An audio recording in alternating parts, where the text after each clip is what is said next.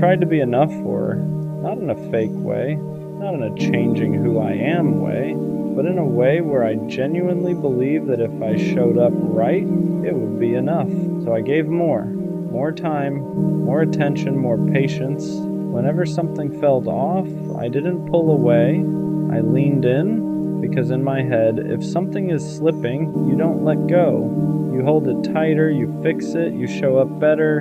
But what I didn't understand at the time was this: you can't be enough for someone who's already unsure about you. The more I tried to be enough for her, the more I started losing myself in the process. Because every time something felt off, I didn't question her. I questioned me. Maybe I wasn't doing enough. Maybe I wasn't saying the right things. Maybe I needed to be more understanding, more patient, more whatever she needed, so I adjusted. Not all at once, just little changes, trying to meet her where she was, even when she wasn't meeting me back. And that's how it starts. You don't notice it right away, but slowly you go from being yourself to being who you think they'll stay for. And the crazy part is, the more I gave, the less it seemed to matter, because being enough isn't something you prove through effort. It's something someone decides, and I was trying to earn something that isn't earned like that. I thought if I stayed consistent enough, if I showed her I wasn't going anywhere, if I made it clear how much I cared, she would eventually see me the way I wanted her to, but she didn't. And that's when it started hitting me. This wasn't about effort anymore, because if someone already sees you as not quite enough, no amount of extra effort fixes that. It just exhausts you. You keep giving, keep adjusting, keep trying to close a gap that only exists in their perception, and that gap never closes, because it was never about what you lacked. It was about how they saw you, and that's something you can't control. There were moments where I thought I was finally getting there, moments where she seemed more present, more engaged, more like everything I had been trying to build toward, and those moments kept me going, because they felt like progress, like proof that everything I was doing was starting to work. But looking back now, those weren't breakthroughs. They were just temporary highs in something that was still unstable.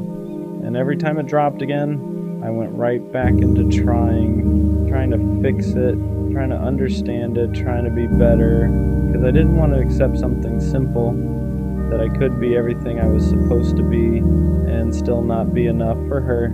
That's a hard truth to sit with, because it forces you to stop trying and just see things for what they are. For a while, I took it personally. I thought it meant something about me, like I was missing something, like I needed to improve something to be chosen. But now I understand something clearly. You're not supposed to feel like you're constantly proving your worth to someone who truly values you. That feeling, that constant need to be more, that's not love.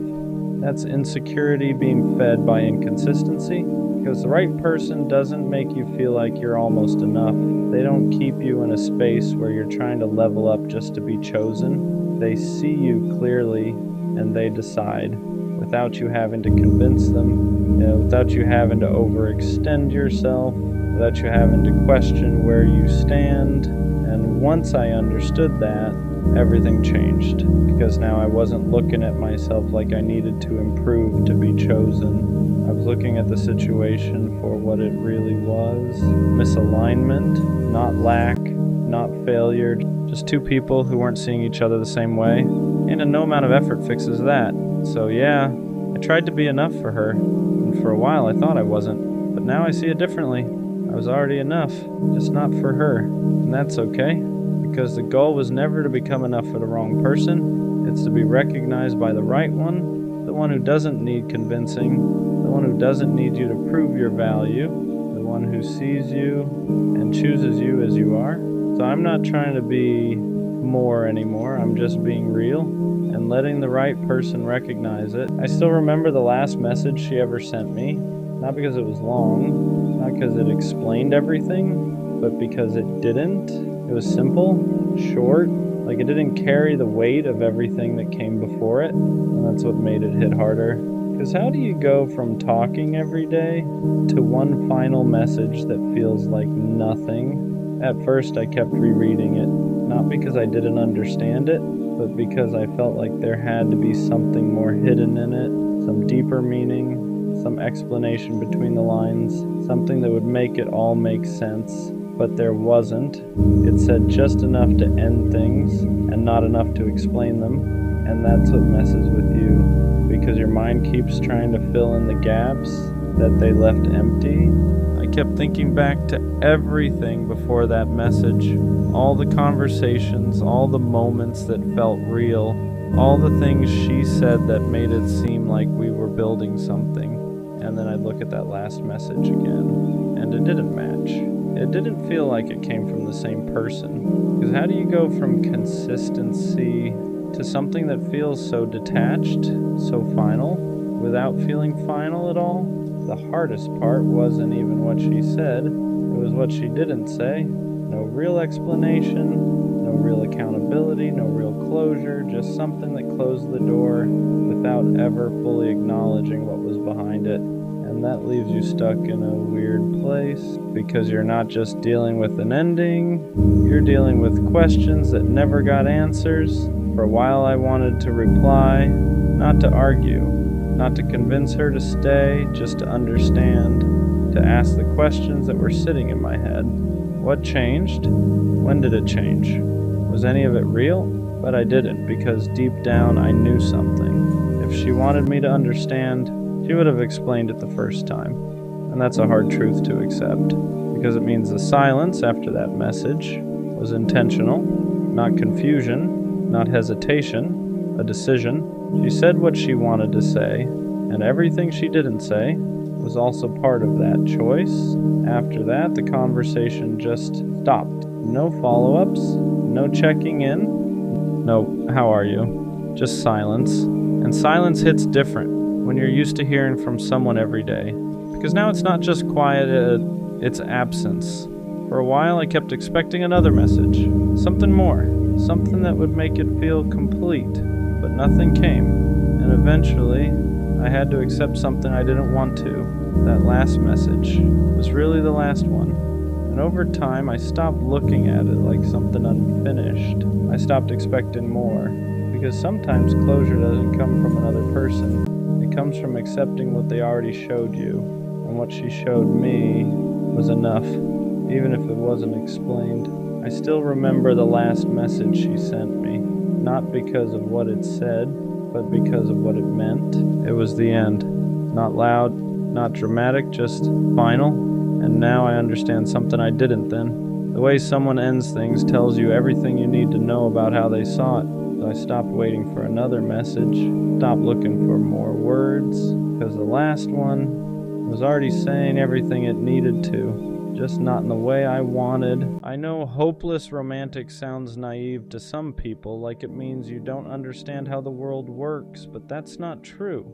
A hopeless romantic isn't someone who ignores reality. It's someone who sees it clearly and still chooses love anyway. It's knowing how badly love can hurt and still believing it's worth it. I don't believe in love because I think it's easy. I believe in it because I know how rare it is when it's real. Being a hopeless romantic means you don't just want someone, you want connection. You want the kind of love where attention doesn't wander, where effort isn't forced, where choosing each other feels natural, not strategic. You want late night talks that don't feel rushed, silence that feels comfortable, inside jokes no one else understands. You want to build a world with one person and let the rest fade into the background. And yeah, you know the risk. You know love can leave scars. You know it can change you. You know it can take pieces of you that don't come back the same. But being a hopeless romantic means you'd rather feel deeply than live safely. You don't want love that's casual. You don't want to act detached. You don't want to pretend you wouldn't be devastated to lose someone you care about. You want to care. You want to choose someone fully and mean it. No exits, no backups, no pretending you're less invested than you are. And that's what makes it hard sometimes, because the world rewards indifference. It praises being unbothered. It treats emotional distance like maturity. So when you show up soft, present, intentional, People call you too much, but you're not too much. You're just not built for shallow love. A hopeless romantic doesn't love this way because they're weak. They love this way because they're brave enough to risk being hurt for something that actually matters. You're not chasing a fantasy. You're chasing alignment, the kind of love that feels steady, not chaotic, intense but safe, deep but mutual. And even if it takes longer, even if you have to wait, even if you get hurt along the way, you don't regret loving like this, because a life without love feels smaller than a life with heartbreak. So no, you won't grow out of it. You won't harden. You won't stop wanting something real. You're a hopeless romantic because you refuse to let the world convince you that love should be shallow, casual, or disposable. And one day, someone will meet you in that same place. They won't laugh at your softness. They won't flinch at your depth. They won't ask you to tone it down. They'll recognize it, and that's when you'll realize you were never hopeless. You were just holding out for something worth believing in. Being a hopeless romantic doesn't mean you believe love will save you. It means you believe it's worth showing up for. It means you don't enter connections casually. You don't date out of boredom. You don't give your heart halfway just to say you tried. When you love, you mean it. You pay attention. You remember small things. You imagine futures without realizing you're doing it. Not because you're delusional, but because that's how your mind works. You see potential where others see risk, and you know that scares people. Some people love with limits, with conditions, with an exit already planned. You don't. You love with the intention to stay if it's right. That's why breakups hit you harder. That's why disappointment lingers longer. That's why you take time to heal. Because when you commit emotionally, you don't do it lightly. People tell you to protect your heart, to be less invested, to stop giving so much, but they don't understand. Loving deeply isn't something you can switch off. It's how you experience the world. You feel things fully. Music hits harder, memories stick longer, connection means more. And yes, that makes life heavier sometimes, but it also makes it meaningful. You don't want love that feels replaceable. You don't want someone who treats you like an option among many. You want to be chosen the same way you choose, intentionally, fully, without hesitation. And until that exists, you'd rather be alone than half present in something shallow. That's the part people miss. A hopeless romantic isn't desperate for love, they're selective.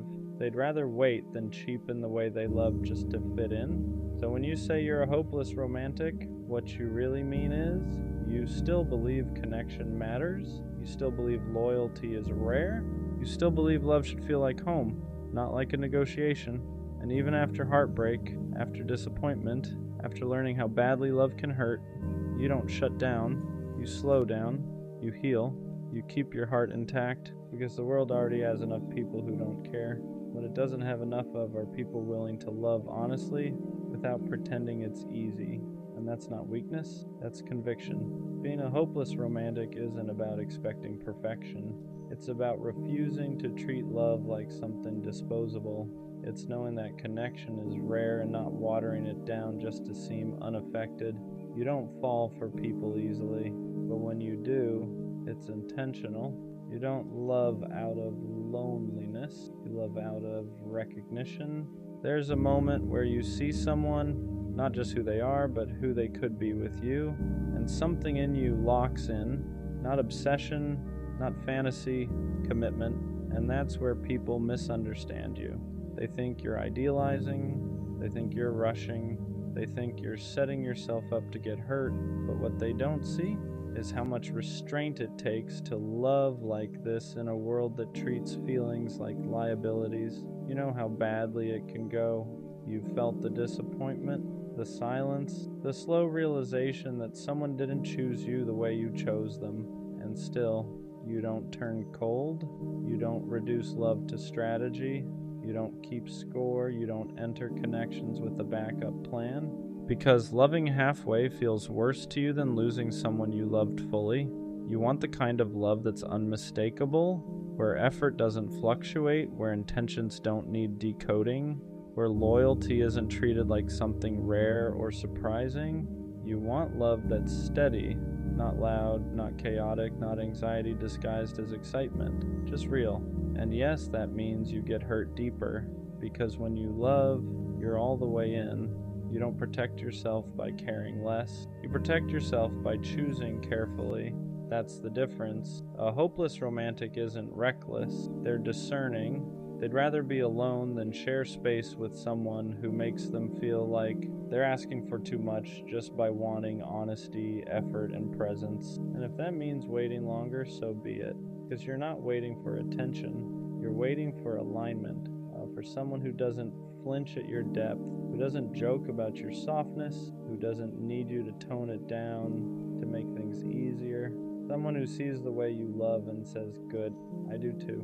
So no, you won't stop being a hopeless romantic, not because you haven't learned, but because you've learned exactly what it costs and you've decided it's still worth it. Being a hopeless romantic means you don't know how to love a little.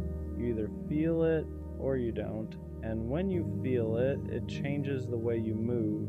You start noticing the small things, the way someone texts you when they're busy, the way they remember what you said weeks ago, the way they look at you when you're not trying, and you don't call that doing too much, you call that real. But the world tries to train that out of you. It tells you to be chill, to act like you don't care, to keep your feelings locked up until someone earns them. So you try to play that role, you try to be distant, try to be casual, try to treat love like it's just another thing, and it never works, because that's not who you are. You don't want a connection where you're constantly guessing.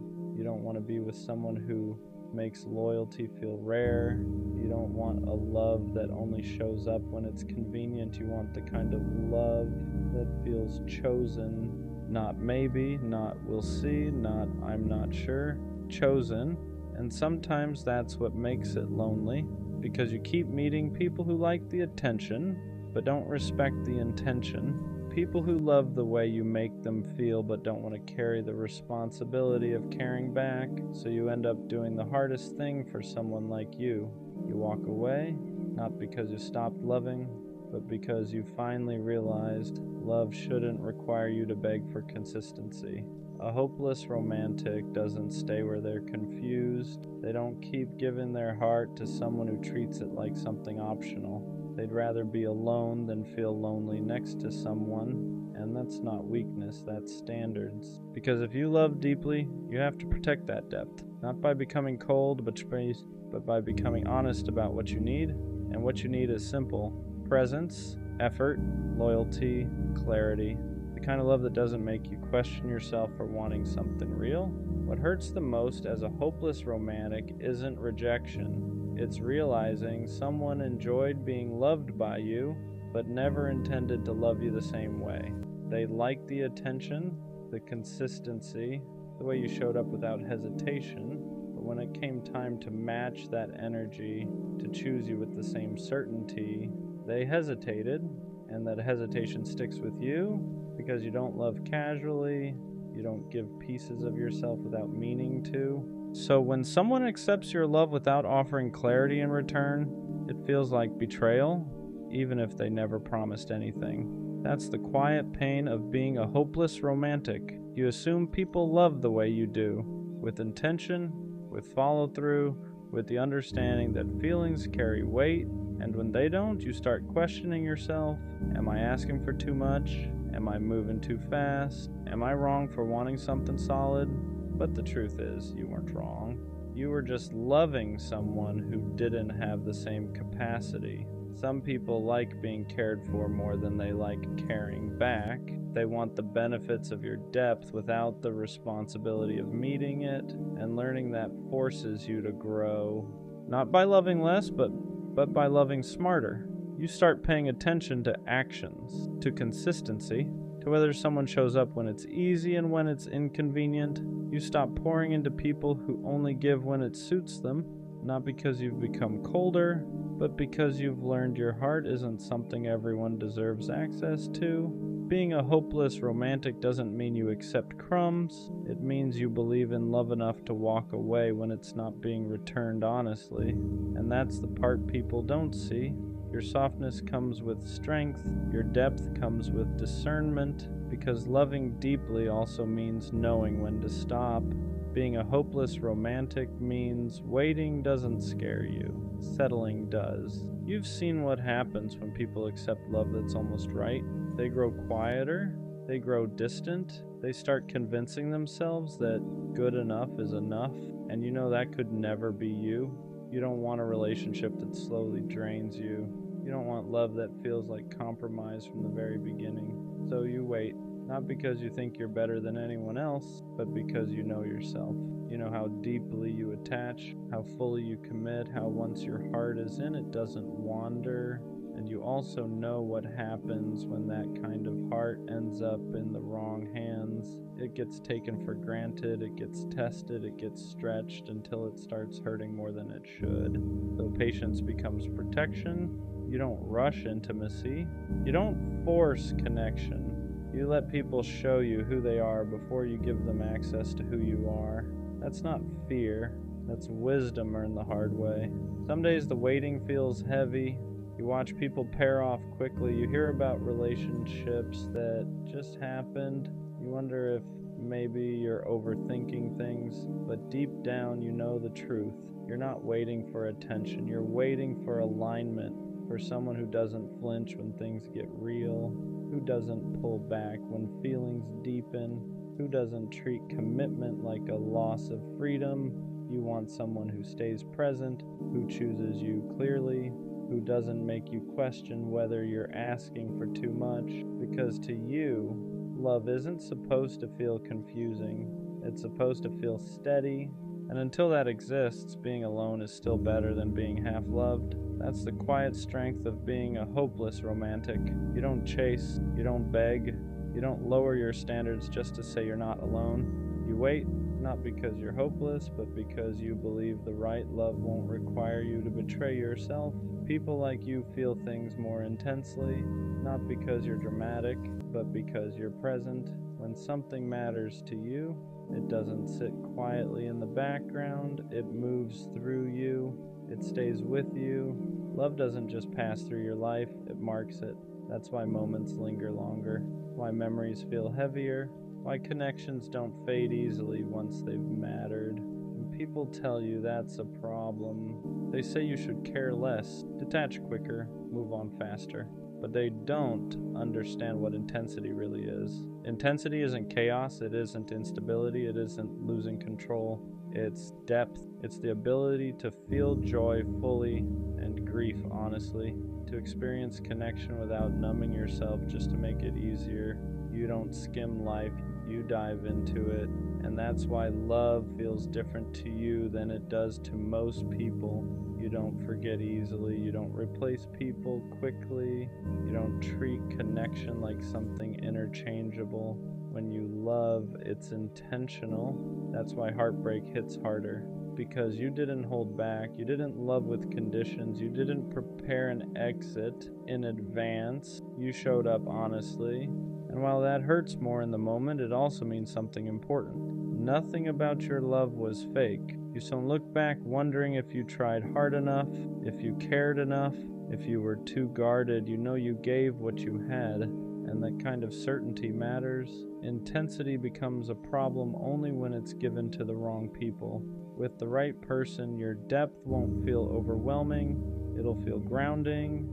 They won't ask you to tone it down. They won't joke about you caring too much. They won't treat your feelings like something they need to manage. They'll meet you there, because the truth is, the world doesn't need fewer people who feel deeply. It needs more people who aren't afraid to. And being a hopeless romantic means you refuse to apologize for having a heart that actually shows up. At some point, you learn how to guard your heart without becoming guarded. That's a hard balance for someone like you, because you don't want to turn cold. You don't want to love halfway. You don't want to build walls so high that nothing real can get in. But you also know what happens when you give too much, too soon, to someone who doesn't know how to hold it. So you change, not by loving less, but by loving slower. You stop giving access before effort is proven. You stop filling in the gaps when someone shows you inconsistency.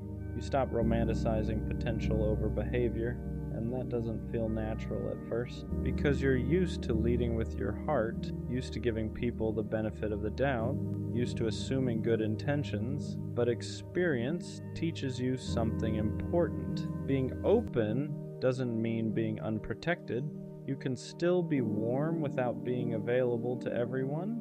You can still be deep without drowning in the wrong places, so you watch, you listen, you notice who shows up consistently and who only appears when it's convenient. You let people reveal themselves instead of rushing to explain them, and that's when your love becomes safer, not smaller. You're still a hopeless romantic. You still believe in connection. You still want that kind of love where effort feels mutual and presence feels natural. But now, you don't mistake interest for intention. You don't confuse words with commitment. You don't chase clarity. You wait to see it. And that patience isn't fear, it's respect for yourself, because you finally understand that the right person won't need you to rush your heart to keep them close. They'll move at a pace that protects what you're building together. And when you feel that, you won't have to second guess it.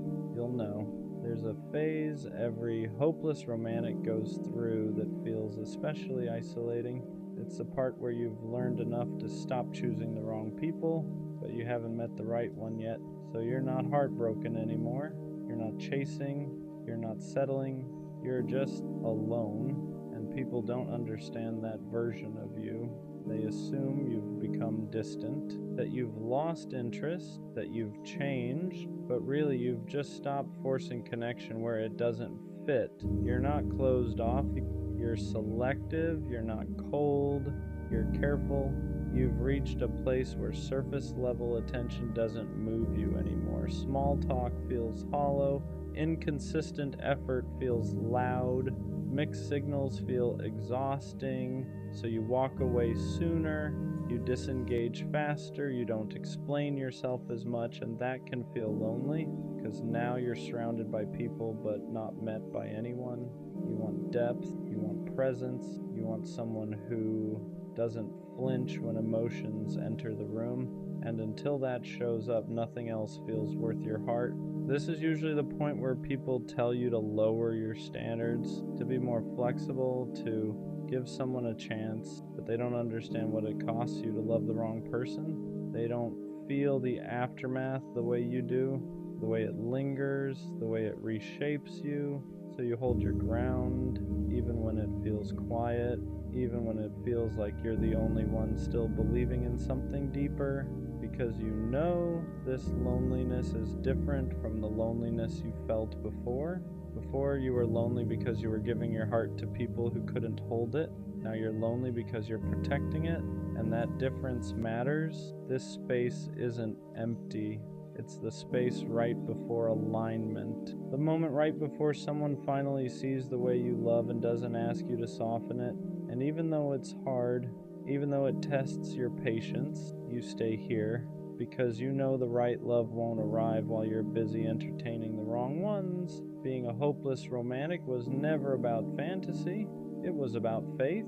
Faith that connection matters, that loyalty still means something, that choosing one person fully isn't outdated, it's intentional.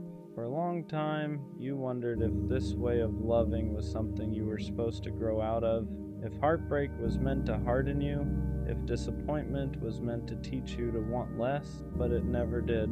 Every time you tried to love casually, it felt wrong. Every time you tried to detach, you felt empty. Because loving deeply was never a habit you picked up. It was part of who you are. You weren't built to love halfway. You weren't meant to treat people like options. You weren't meant to keep one foot out the door just in case. And yes, that made the journey harder. You felt things more intensely. You lost futures you had already imagined. You walked away from people you still cared about because they couldn't meet you where you stood. But none of that was wasted. Every disappointment refined you. Every heartbreak taught you discernment. Every lonely stretch strengthened your standards, not so you'd love less about it, but so you'd love right. Now you understand something clearly. Being a hopeless romantic doesn't mean you ignore reality. It means you face it and still refuse to settle. You don't want perfect love, you want present love. The kind that doesn't confuse you. The kind that doesn't require self-editing. The kind that chooses you with the same certainty you offer in return. And when that finally arrives, it won't feel overwhelming. It won't feel chaotic. It won't feel like something you have to chase. It'll feel calm, mutual, safe. You won't wonder where you stand. You won't question if you're asking for too much. You won't feel like you're loving harder than you're being loved. And in that moment, everything will make sense. All the waiting, all the walking away, all the times you chose being alone over being half-loved. You weren't too much.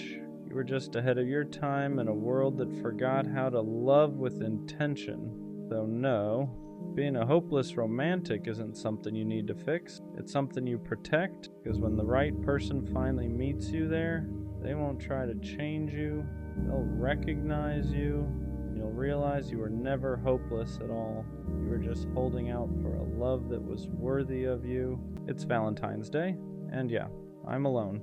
No dinner plans, no flowers. No good morning, beautiful text waiting on my phone. Just me. And for a second, it hits. You scroll and see everyone posted up. Roses, candles, soft captions about my forever. And you start wondering what it feels like to be chosen like that. Not privately, not secretly, but confidently. I won't lie, there's a quiet sting to it. Not because I need the holiday, but because it reminds you of what you don't have. It makes you question things. Am I behind? Am I unlovable? Did I miss my person somehow? But here's the part I'm learning. Being alone today doesn't mean I'm unwanted. It means I haven't settled. I could have been in something halfway. Could have forced a connection just to say I wasn't alone tonight, but I didn't, and that matters. So yeah, I'm alone, but I'm not desperate, not chasing, not pretending, just here. And maybe that's not sad. Maybe it's strength. Valentine's Day has a way of making you feel behind. Like everyone else got the memo and you didn't. You open your phone and it's everywhere. Couples at dinner, surprise gifts, long captions about my person. And even if you're strong, even if you've healed, even if you're okay most days, comparison still creeps in. You start measuring your life against highlight reels. You forget that people only post the soft parts. You forget the arguments, the doubts, the almost breakups. All you see is what you don't have. And for a minute, it makes being alone feel heavier. Not because you suddenly need someone, but because the world makes it look like today is proof of something. Proof that you're chosen, proof that you're loved, proof that you made it. But here's the truth nobody posts. A relationship on Valentine's Day doesn't mean it's healthy. Flowers don't mean loyalty. A dinner reservation doesn't mean forever. And being alone doesn't mean you failed. It just means your story isn't on display today. And that's okay. There's a difference between being alone and feeling lonely. And today forces you to notice it. Being alone is physical. It's no dinner plans, no shared dessert, no one reaching for your hand across the table. Lonely is emotional. Lonely is feeling unseen even when someone's sitting next to you. Lonely is being in a relationship where you still question if you matter. I've been lonely with someone before, and honestly, that felt worse than tonight, because at least now I'm not pretending. I'm not settling for half attention just to say I'm not alone. I'm not forcing conversation to avoid silence. It's just me. And yeah, sometimes that's quiet, sometimes it's heavy, but it's honest.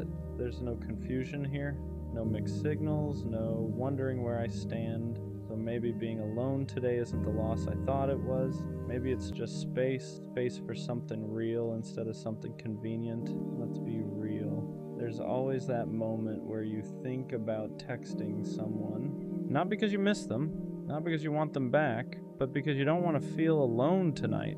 You scroll, you hover over a name, you think, it's just a harmless message, just a hey, just what are you up to? Just something to fill the silence. And for a second, your pride and your loneliness argue. Because attention is easy to get. Connection isn't. You could text the almost, the ex, the person who only shows up when it's convenient. And maybe they'd respond. Maybe they'd even make you feel wanted for a few hours. But tomorrow, you'd wake up right back in the same place. Because you didn't want them. You wanted distraction. And there's a difference. So instead of reaching for temporary comfort, you sit with the quiet. You choose not to reopen doors that were closed for a reason. You choose not to trade peace for short-term validation. And that choice, that's growth. Being alone tonight doesn't mean you're desperate. It means you're disciplined. There was a time this day would have broken me. I would have taken it personally, like it was proof that I wasn't enough. I would have blamed myself, wondered what I needed to fix, compared my timeline to everyone else's like love was some kind of race. But it doesn't hit like that anymore because I understand something now. Being single on Valentine's Day isn't a reflection of my worth, it's a reflection of my standards. I could have rushed into something, ignored red flags, stayed with someone who didn't choose me fully just so I wouldn't be alone today. But I didn't, and that's growth. This day doesn't control my value. It doesn't define my desirability. It doesn't measure my future. It's just a date on a calendar. And yeah, sometimes it still stings a little, but it doesn't shake me, because I'd rather spend one day alone than spend months with someone who makes me feel unseen. And that shift, that's peace. Spending Valentine's Day alone actually teaches you something. You learn who you are without someone validating you. There's no us to hide behind, no relationship status to lean on, no public display to prove you're wanted. It's just you, and that can feel exposing. Because when the noise dies down, you're left with your own thoughts. You start asking yourself, am I really okay? Am I lonely or just uncomfortable? Do I want love, or do I just hate feeling left out? And those questions matter, because being alone forces honesty. You realize you don't just want a relationship, you want the right one. Not someone to post, not someone to text for the night, not someone to fill space. You want something steady, intentional, real. And sitting alone tonight proves something important. You're willing to wait. You're willing to protect your peace. You're willing to sit through temporary discomfort instead of choosing permanent misalignment. That's not weakness, that's maturity. Valentine's Day alone doesn't mean you're lacking. It means you're not settling. Let's talk about self-love, but not the cliche version, not the bubble baths, not the I don't need anyone's speeches, not pretending you're perfectly fine 24/7. Real self-love is quieter than that. It's not about convincing yourself you don't want love. It's about refusing to accept less just because you want it. It's choosing not to text someone who only values you when they're bored. It's not lowering your standards just to avoid feeling left out tonight. It's sitting in the discomfort without betraying yourself. Self-love isn't loud confidence. Sometimes it's discipline. It's saying, I deserve something real, even when being alone feels heavy. It's acknowledging, yeah, I want to be loved without shaming yourself for it. Because wanting love doesn't make you weak, settling does. So if you're alone today, that doesn't mean you failed at self-love. It might mean you're finally practicing. There's a quiet strength in being single in a world that glorifies couples. Everything is marketed around us. Dinner for two, matching gifts, shared experiences, and when you're alone, it can feel like you're standing outside of something everyone else was invited to. But here's what people don't talk about. It takes strength to not force a relationship just to fit in. It takes strength to say, I'd rather wait in a culture that says, just take what you can get. Being single isn't a flaw. It's not a delay. It's not a sign you're unwanted. Sometimes it's a sign you refuse to compromise your standards for temporary comfort. There's power in knowing you're not with someone just to avoid this day. There's power in walking into restaurants alone without feeling embarrassed, and going home to yourself without feeling incomplete, because your worth was never meant to be measured by who's sitting next to you. And the strongest thing you can do is stand alone without shrinking. Maybe the season of being alone isn't punishment, maybe it's preparation. Because when you're by yourself, you learn things you don't learn in relationships. You learn your triggers, your patterns, your standards. You learn what you actually want without someone else influencing it. Being alone gives you clarity. Clarity about what you won't tolerate. Clarity about what makes you feel safe. Clarity about the difference between attention and intention. And maybe that clarity is building something in you: patience, discernment, emotional discipline. So when something real does show up, you won't grab it out of fear. You won't cling to it out of loneliness. You won't confuse it with the first person who makes you feel seen. You'll recognize it calmly because you'll know the difference between desperation and alignment.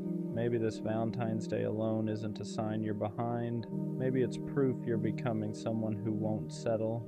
And that kind of growth doesn't always look romantic, but it lasts. At the end of the day, I'm still alone. No dramatic plot twist, no last-minute confession, no surprise flowers at my door, just me.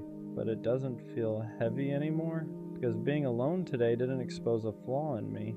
It exposed my discipline. I didn't text someone out of boredom. I didn't settle just to post something. I didn't force a connection to avoid the silence. I chose peace, and that choice matters more than a dinner reservation ever could.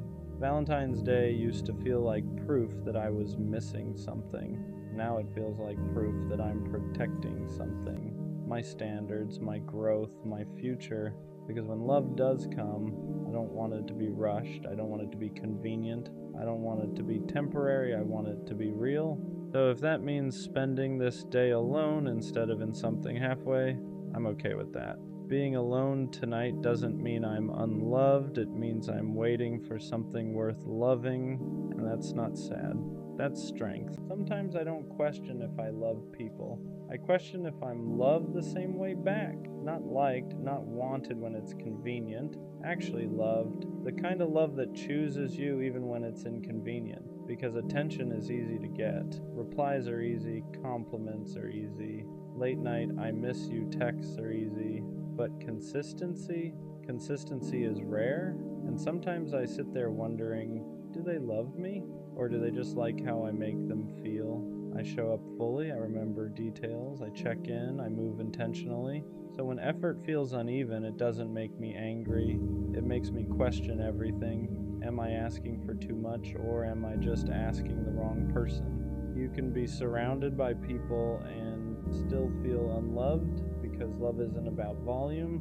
It's about depth. It's about feeling chosen without begging, feeling secure without overthinking, feeling valued without performing. And when you don't feel that, you start shrinking. Sometimes the scariest thought isn't, what if they leave? It's, what if they're here but they don't love me deeply? Because half love is confusing. It keeps you around. It keeps you hopeful, but it never fully reassures you. And that's exhausting. I think a lot of us don't need more love. We need clearer love. Love that says what it means. Love that acts how it speaks. Love that doesn't leave room for constant doubt, because if I have to guess, it doesn't feel safe. And maybe the real shift isn't asking, am I loved? So I do, okay. Maybe it's asking, do I feel loved? Because love can exist, but if you don't feel it consistently, it won't heal you. It'll just confuse you. I don't want intense love. I don't want dramatic love. I want steady love.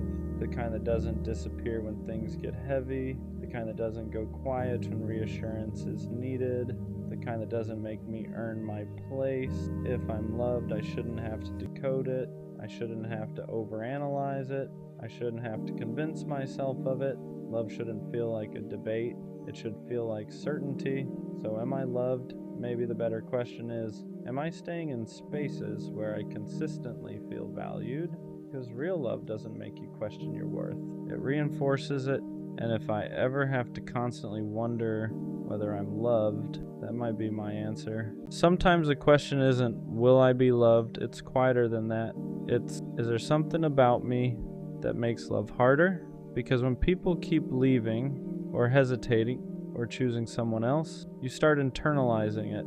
You start wondering if maybe you're too intense, too emotional, too independent, too complicated, or maybe not enough of something, and no one ever says it directly.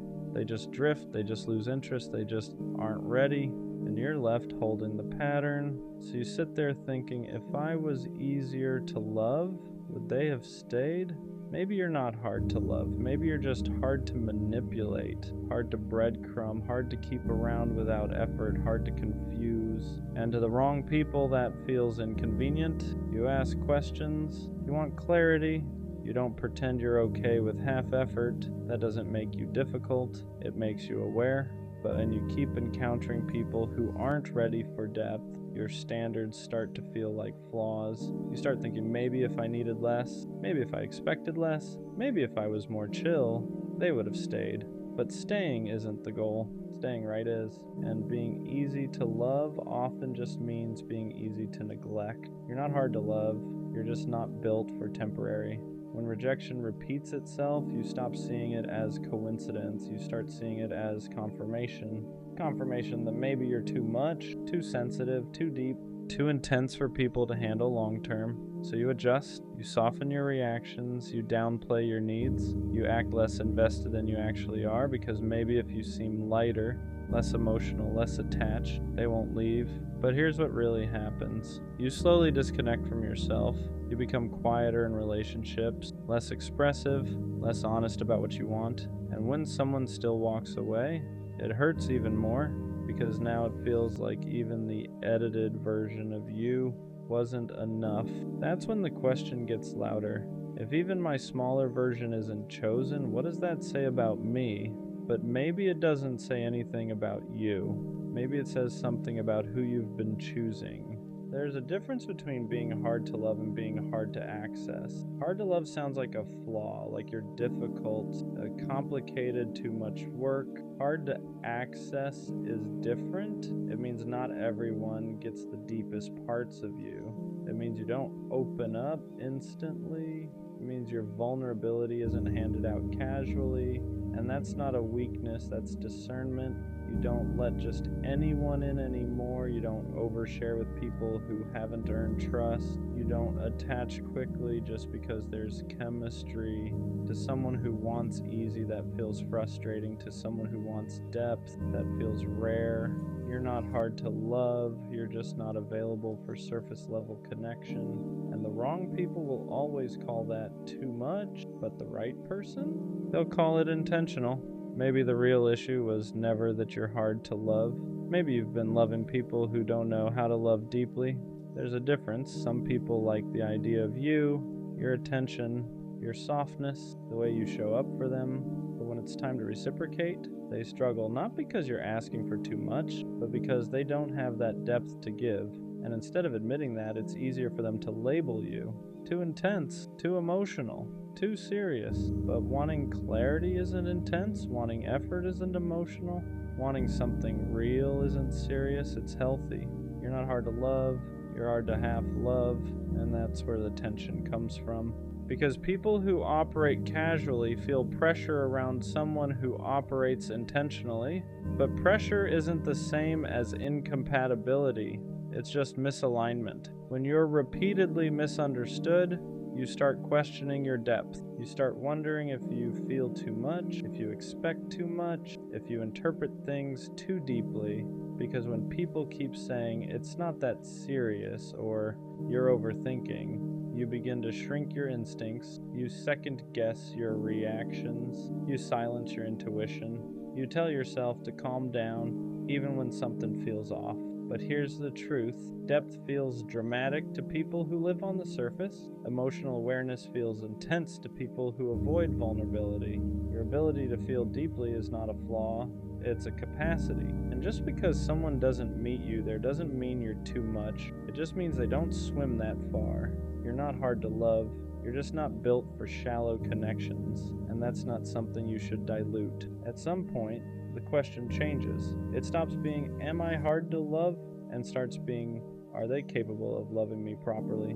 That shift is everything, because instead of dissecting yourself, you start observing them. Can they communicate clearly? Can they handle vulnerability? Can they stay consistent when things get real? Or do they pull away the moment depth shows up? You stop assuming you're the problem. You start noticing patterns. Some people love casually, some people love conditionally. Some people love only when it's convenient. And if you love intentionally, those dynamics will always clash. You're not hard to love. You're just not compatible with people who aren't emotionally available. And once you realize that, you stop shrinking, you stop softening your standards, you stop apologizing for wanting clarity, Because love isn't supposed to feel like convincing someone, it's supposed to feel mutual. What if being hard to love actually means you're built for something rare? Rare love isn't rushed, it isn't casual, it isn't convenient, it's intentional. And intentional love requires emotional maturity, self-awareness, consistency. Not everyone has that. So when someone meets you and realizes they can't show up fully, it's easier for them to say you're too much than admit they're not ready. Rare things aren't accessible to everyone. Depth isn't for everyone. Loyalty isn't for everyone. Emotional honesty isn't for everyone. You're not hard to love, you're selective. And selective love filters out people who only wanted access, not responsibility. You don't need someone who loves lightly. You need someone who loves intentionally. And that kind of love is never going to come from everyone anyway. At some point, you stop fearing the label. You stop trying to prove you're easy. You stop trying to shrink your depth. You stop trying to soften your standards. If loving you requires clarity, effort, and consistency, then that's the requirement, not an apology.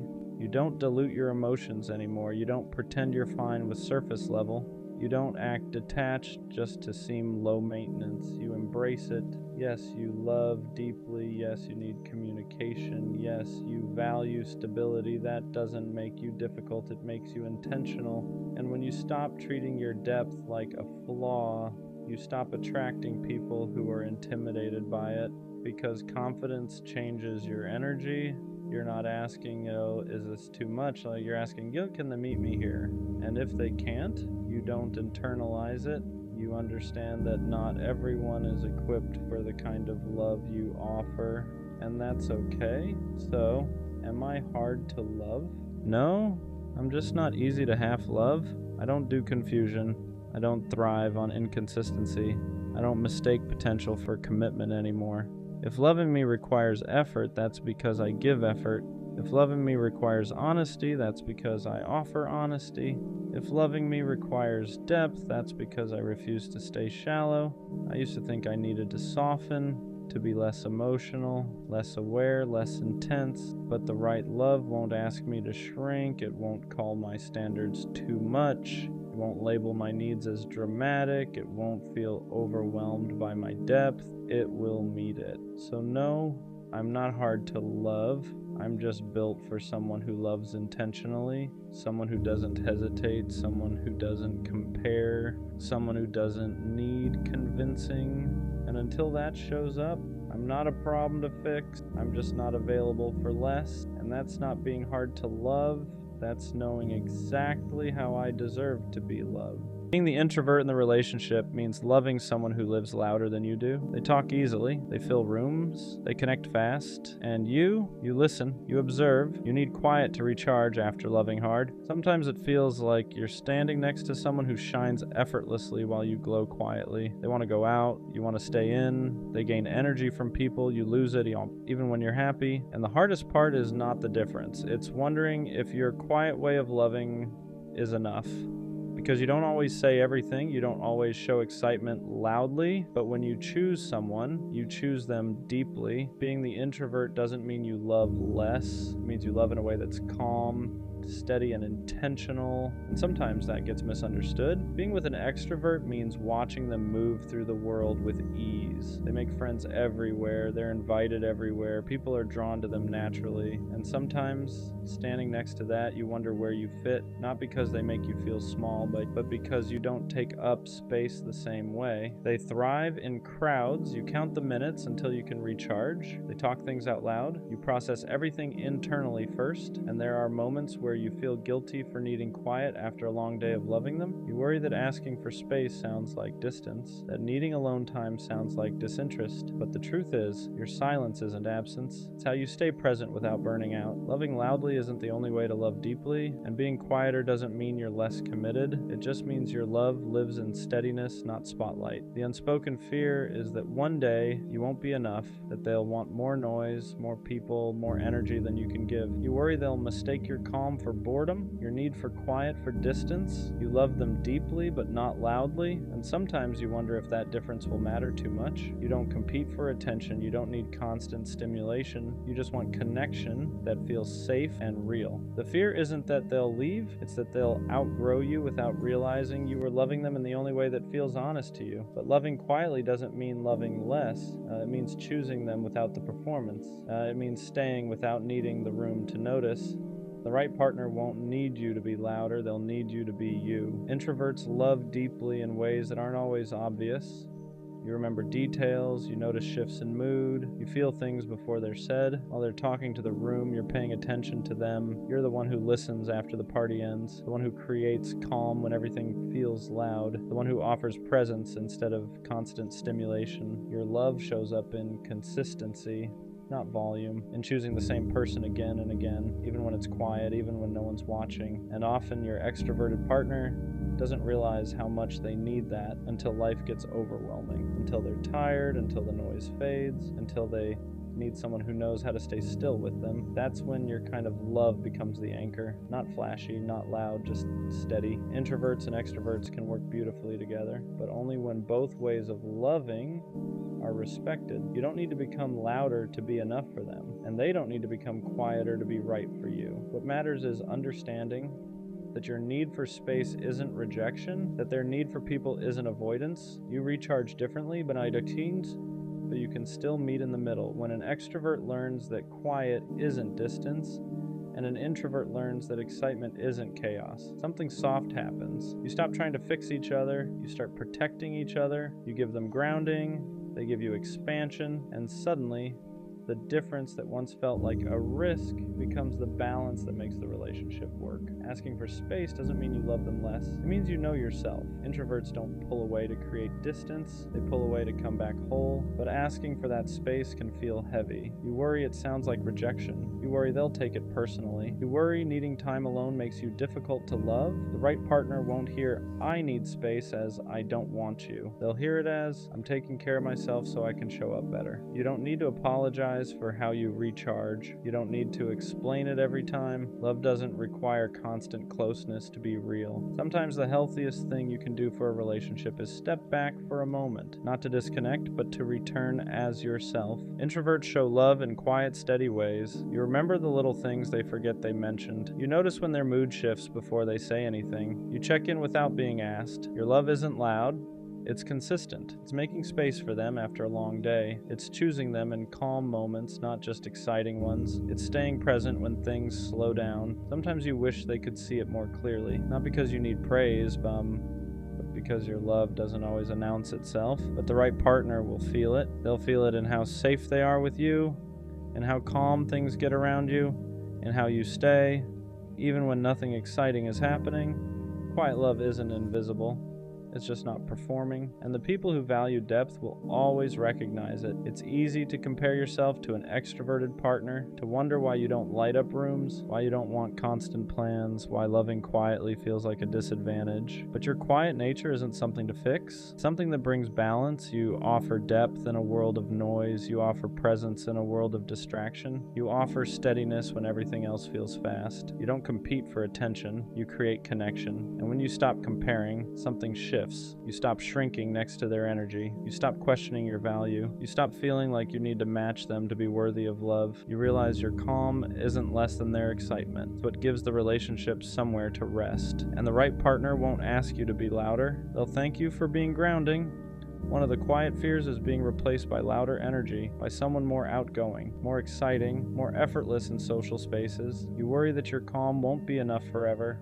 But the truth is, people don't stay for volume. They stay for how they feel when everything slows down. An extroverted partner may enjoy attention, but they rest in safety. They recharge in understanding. They stay where they feel accepted without having to perform, and that's where you shine. You offer a place where they don't have to impress anyone, where they can be tired, where they can be real. Loud energy is easy to find, steady presence is not, and the partner who truly values you won't look for replacement. They'll recognize that your quiet way of loving is exactly what makes the relationship feel secure. Being the introvert was never a disadvantage. It just doesn't announce itself. Your love lasts because it isn't fueled by excitement alone. It's built on presence on listening, on staying when things are quiet and ordinary. You don't love for the room, you love for the person, and that kind of love doesn't fade when the noise does. The right partner won't ask you to be louder, faster, or different. They'll appreciate that with you.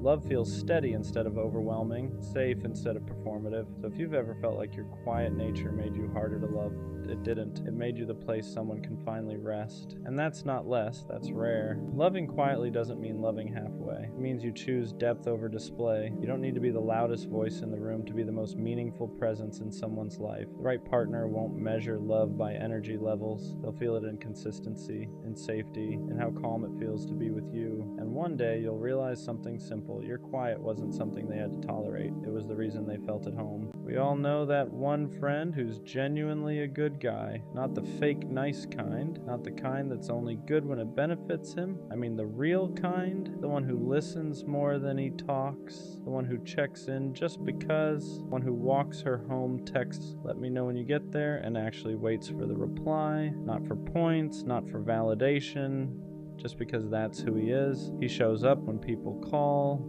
He remembers small details. He gives effort without keeping score. And somehow, he's always the one that gets hurt. Girls say they want a good guy. They say they're tired of games, tired of being treated wrong. But when a good guy actually shows up, he gets pushed to the side, kept around just in case, treated like an option instead of a choice. He gets left on red, gets mixed signals, gets told, "You're amazing, just not right now." And then one day, he watches her choose someone who won't even do half of what he did. And the worst part? He doesn't complain about it, he jokes it off, acts like it doesn't bother him, plays it cool. But if you're paying attention, you see the change. He laughs less, questions himself more, starts wondering if being genuine is the problem. If caring too much makes him weak, if being a good guy even matters anymore, so he hardens a little, pulls back, stops giving as freely, not because he wants to be cold but because the world keeps teaching him that softness gets punished. It reminds me of Tanjiro from Demon Slayer. Gentle, compassionate, kind even to people who don't deserve it. People mistake that kindness for weakness until they realize how much strength it actually takes to stay good in a cruel world. That's the truth people forget. Real strength isn't loud.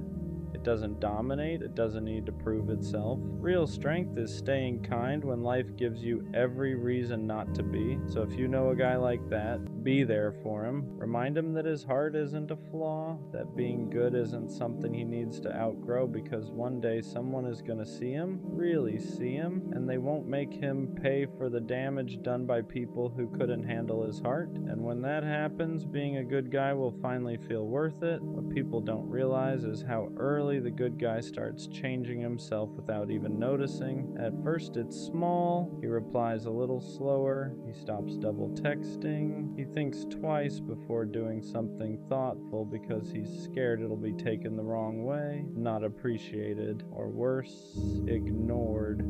He starts asking himself questions he never used to ask. Am I doing too much? Should I care less? Why do I always end up like this? And that's dangerous, because now he's learning to dull the very traits that made him special. The world doesn't break good guys all at once. It chips away at him slowly. Every time his effort isn't matched, every time his loyalty is taken for granted, every time he's told he's perfect, but still not chosen. Eventually he starts building walls, not because he wants to play games, but because he's tired of being the only one who loses when he plays fair. He watches people who treat others poorly get rewarded with attention, love, and chances, and he wonders what he's doing wrong for choosing empathy instead of ego. But here's what nobody tells him. Being a good guy isn't about what you receive immediately, it's about who you become long-term. Patience he has, the emotional awareness, the ability to love deeply without needing control. Those qualities don't disappear just because they've been overlooked. They mature, and when the right person finally comes along, those same traits won't feel like a burden. They'll feel like safety, like home, like something rare in a world full of half-effort and emotional detachment. The good guy doesn't lose, he just waits longer for the right win. There's also something else the good guy carries that no one talks about: guilt. Guilt for feeling angry when he's treated unfairly, guilt for wanting to pull away, guilt for even questioning whether being kind is worth it anymore, because deep down he doesn't want to become someone he wouldn't recognize.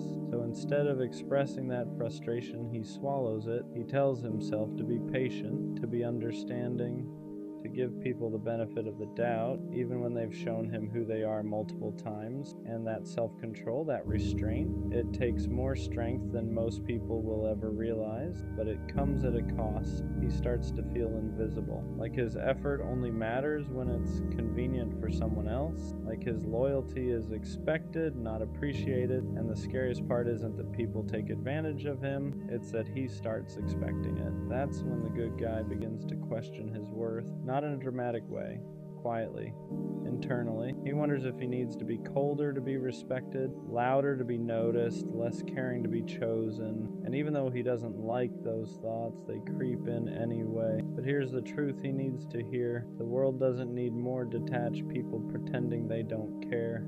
It needs more people who choose kindness, even when it's inconvenient. More people who know how to love without manipulation. More people who stay solid when everything around them feels fake. The good guy isn't weak for feeling deeply. He's strong for not letting pain turn him into something he's not. And one day that integrity will matter more than all the times he was overlooked. At some point, the good guy has to learn a hard lesson. Being kind doesn't mean being available to everyone. Being loyal doesn't mean tolerating disrespect. And having a good heart doesn't mean you owe it to people who keep proving they don't know how to handle it. This is usually the stage where he starts choosing himself. Not in a selfish way, not in a bitter way, but in a quiet, self-respecting way. He stops chasing people who only reach out when it's convenient. He stops over-explaining his intentions. He stops proving that he's different. Because the truth is, the right people don't need convincing. The good guy learns that boundaries aren't walls, they're filters. They don't block love, they block misuse. And once he understands that, everything changes. He becomes more selective with his energy, more intentional with who gets access to him. He still cares deeply, but now it's earned. This is where his strength really shows. He doesn't become cruel, he doesn't become cold, he just becomes aware. He learns that love shouldn't feel like constantly waiting your turn, that effort shouldn't feel one-sided, that if someone truly values you, they won't make you question where you stand. And when he finally meets someone who matches his energy, who sees his kindness as safety instead of weakness, it clicks. All the waiting, all the hurt, all the doubt, it suddenly makes sense. Because the good guy wasn't wrong for being good, he was just giving his heart to the wrong people. There's a moment where the good guy finally realized something important. He was never meant to be understood by everyone. His way of loving was never designed for people who thrive on attention, chaos, or option. It was meant for someone who values depth, consistency, and intention. And once that clicks, he stops feeling ashamed of who he is. He understands now that not everyone deserves access to his softness, that some people only know how to take, not receive. And that doesn't make him naive, it makes him discerning. He doesn't need to change his heart, he just needs to protect it better. The good guy learns how to walk away without guilt, not because he stopped caring, but because he started caring about himself too. He learns that choosing peace over potential isn't giving up, it's growth. That silence is sometimes the loudest form of self-respect, and slowly something shifts. He speaks clearer, stops apologizing for having standards. He no longer wonders if being a good guy is worth it. He knows it is, because even if the world tried to harden him, it didn't succeed. He stayed true, and that integrity, that's something no one can take from him. One day, someone will meet him where he is. They won't question his intention. They won't test his loyalty. They won't confuse kindness for weakness. They'll recognize it immediately, and they'll protect it the same way he does. Until then, the good guy keeps moving forward, not bitter, not broken, just wiser. And And when that day comes, it won't feel dramatic. It won't feel like a movie moment where everything suddenly makes sense all at once. It'll feel calm, familiar, almost quiet, because the right person won't make the good guy question himself. They won't make him wonder if he's doing too much or not enough. They won't make him feel like he has to shrink his heart to be accepted. They'll meet him where he stands. They'll appreciate the way he listens, the way he shows up, the way he loves without keeping score. And for the first time, he won't feel like his kindness is a liability. It'll feel like a gift, something mutual, something protected, something finally returned. The good guy won't have to explain himself anymore. He won't have to prove that his intentions are real. He won't have to play it cool or pretend he doesn't care. He'll be allowed to be exactly who he is, and that'll be enough. Until then, the journey matters. Every disappointment taught him boundaries. Every heartbreak taught him discernment. Every moment of doubt sharpened his sense of self. He didn't lose those years being overlooked. He was being prepared to recognize real love when it shows up, prepared to walk away from anything that feels half-hearted, prepared to protect his heart without hardening.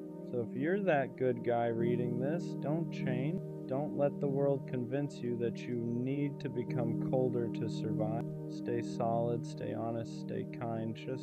Just be selective with who gets that version of you. Because the world doesn't need fewer good guys. It needs people brave enough to stay good even when it's easier not to. What people never see is how much discipline it takes for the good guy to stay the way he is. Every bad experience tempts him to harden up. Every time he's overlooked, replaced, or taken for granted, there's a voice in his head telling him to stop caring so much, to move differently, to love less, to become like everyone else. But he doesn't. Not because it's easy, but because he knows who he is. He understands now that changing his character to fit a broken system would only cost him himself, and losing yourself just to be chosen by the wrong people is a price that's too high. So instead of becoming colder, he becomes more intentional. Instead of closing his heart, he narrows the door. He learns that being good doesn't mean being accessible to everyone. It means being principled. It means having the strength to say no, to walk away, to choose solitude over disrespect. And that kind of self-control, that's rare. The good guy also learns to forgive, not to excuse what hurt him, but to free himself from carrying resentment. He doesn't want bitterness living rent-free in his heart. He wants peace, growth, clarity, and forgiveness is part of that process. And one day, when someone finally meets him with the same depth, the same consistency, the same effort, he'll recognize it immediately. Not because it feels intense, but because it feels familiar. Until then, he keeps building, keeps healing, keeps choosing integrity over impulse, because the good guy isn't waiting to be saved. He's becoming someone worth meeting. In the end, the good guy doesn't get a dramatic apology from everyone who hurt him. He doesn't get closure from every situation that left scars. And he doesn't get a moment where the world suddenly admits it was wrong for overlooking him. What he gets is something quiet and far more powerful. He gets peace. Peace in knowing he never had to become someone else to survive. Peace in knowing his heart stayed intact even after everything. Peace in knowing he loved honestly in a world that often rewards the opposite. He looks back and realizes that every time he was ignored, every time he was treated like an option, every time he was underestimated, it wasn't a reflection of his root. It was a reflection of who couldn't meet him where he stood. And that understanding changes everything, because now he doesn't crave validation. He doesn't chase attention. He doesn't beg to be chosen. He knows who he is. And when love finally finds him, the kind that's mutual, intentional, and steady, it won't feel like winning. It'll feel like alignment, like finally being understood without having to explain yourself, like being valued without having to prove. Until then, the good guy keeps walking forward, not bitter, not resentful, not hard, just grounded. and that's the kind of strength no one can take. The worst kind of pain is caring deeply and watching it backfire, not because you expect anything in return, but because caring is just who you are. You show up without being asked. You check in on people who never think to check on you. You stay up late listening to problems that were never yours to carry. You give your time, your energy, your patience, not to be praised, just because you care, and somehow that becomes the thing that hurts you. Because some people don't meet kindness with care. They get comfortable with it. They start expecting it. They stop noticing it. Your effort becomes routine. Your consistency becomes invisible until one day you don't show up the same way anymore. That's when they finally notice. That's when they ask what's wrong. But by then you're already tired. Tired of explaining your intentions. Tired of proving your heart.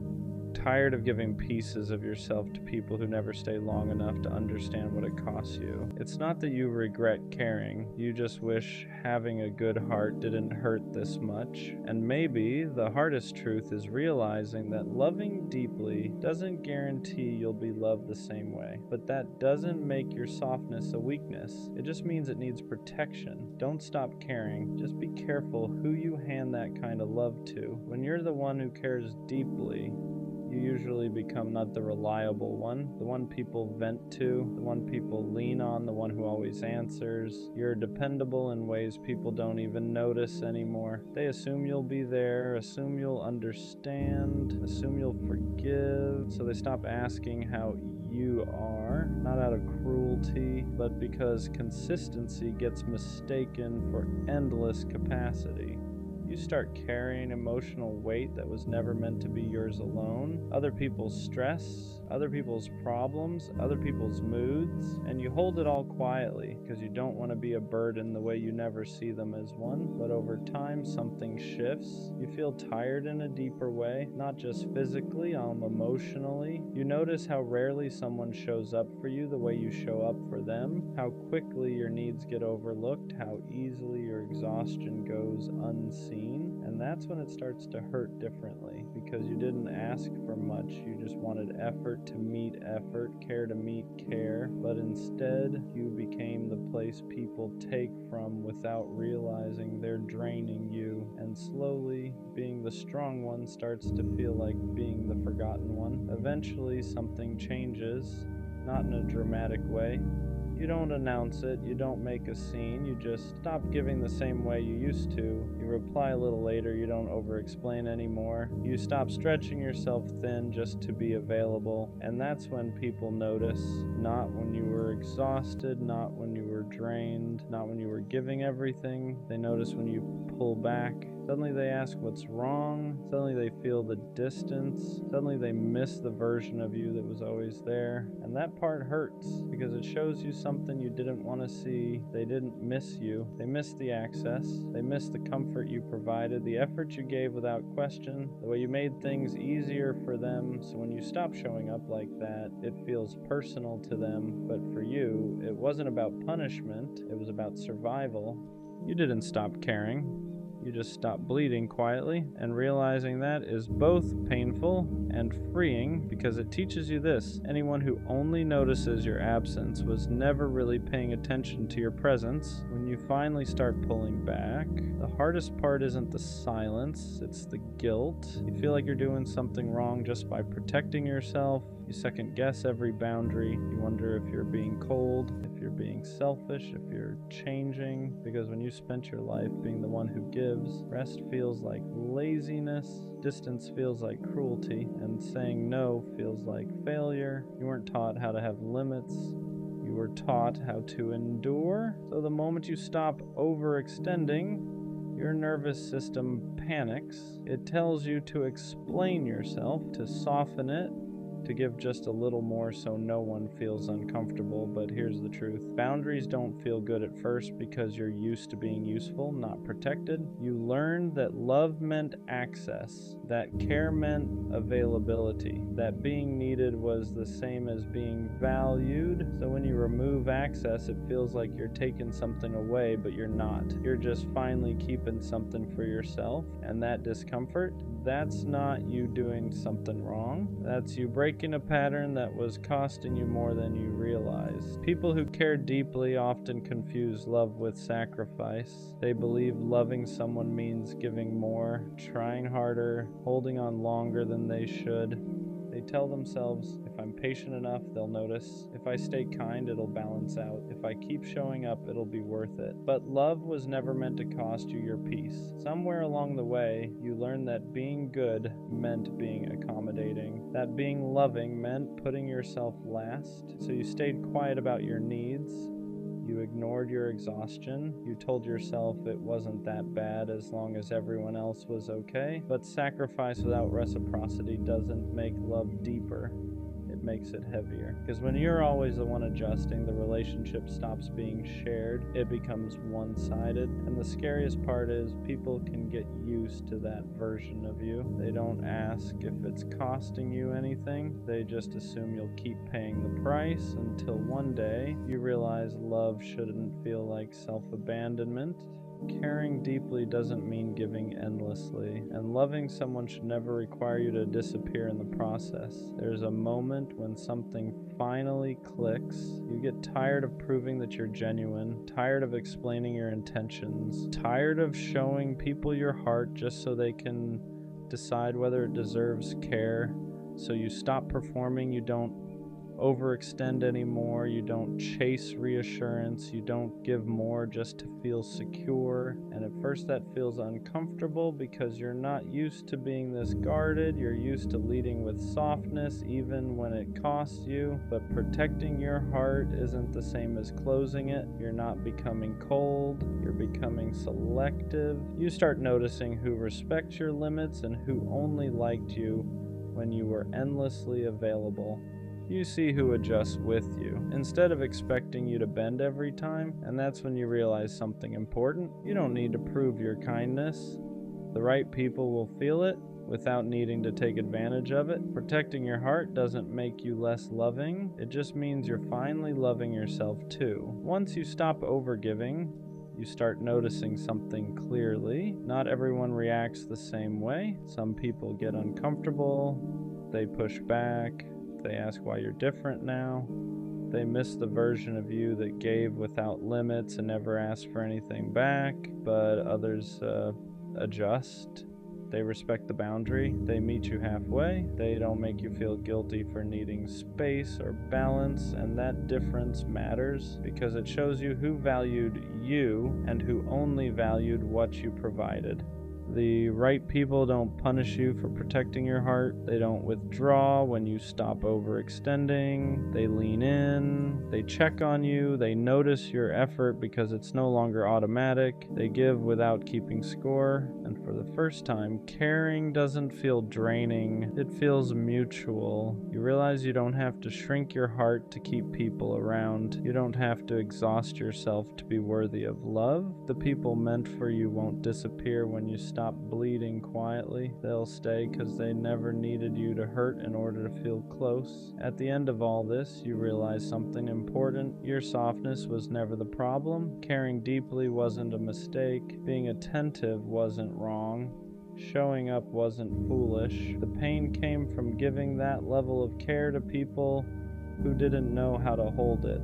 Because the right people don't drain you. They don't get comfortable taking. They don't wait until you pull back to finally notice your value. They see it while you're still giving, and they give back. With the right people, your kindness doesn't become invisible. Your effort doesn't become expected. Your heart doesn't become something to manage. It becomes appreciated. You don't have to prove yourself. You don't have to overextend. You don't have to lose pieces of yourself just to stay connected. Your softness becomes strength because it's met with care, not entitlement. And that's when you understand the goal was never to stop caring. It was to stop pouring your heart into places that couldn't return it. So keep your softness, just place it wisely, because in the right hands, your heart won't hurt this much. It'll finally feel safe. You don't chase love because you're romantic. You chase love because you don't know how to sit with yourself yet.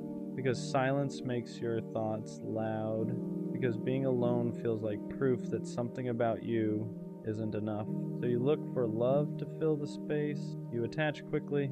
You overextend. You give more than you should, sooner than you should. Not because you're stupid, but because being chosen feels like relief. Like if someone wants you, then maybe you can stop questioning yourself for a while. You don't just want connection. You want validation. You want someone to prove that you're worth staying for, worth prioritizing, worth choosing. So when someone shows interest, you lean in hard, you ignore red flags, you excuse inconsistency. You tell yourself, if I love them better, they'll love me back.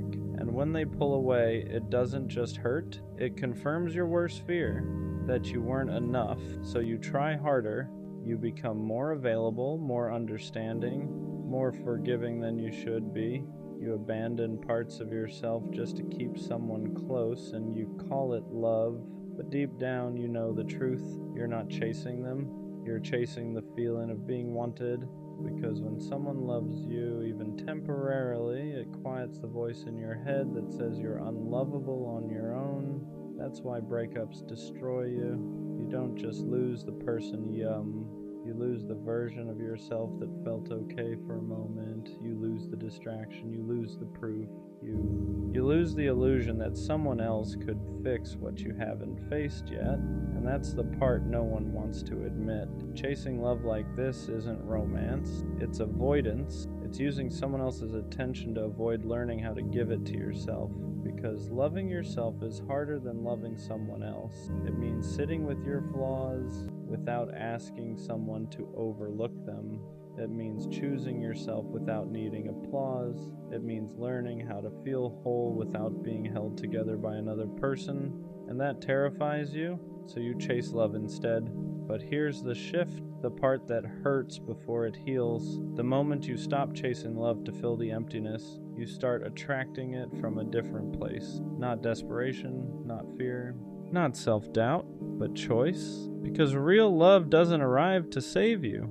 It arrives when you're no longer asking someone else to convince you that you matter. And until you learn to sit with yourself, without distraction, without validation, without escape, every love you chase will feel heavier than it should.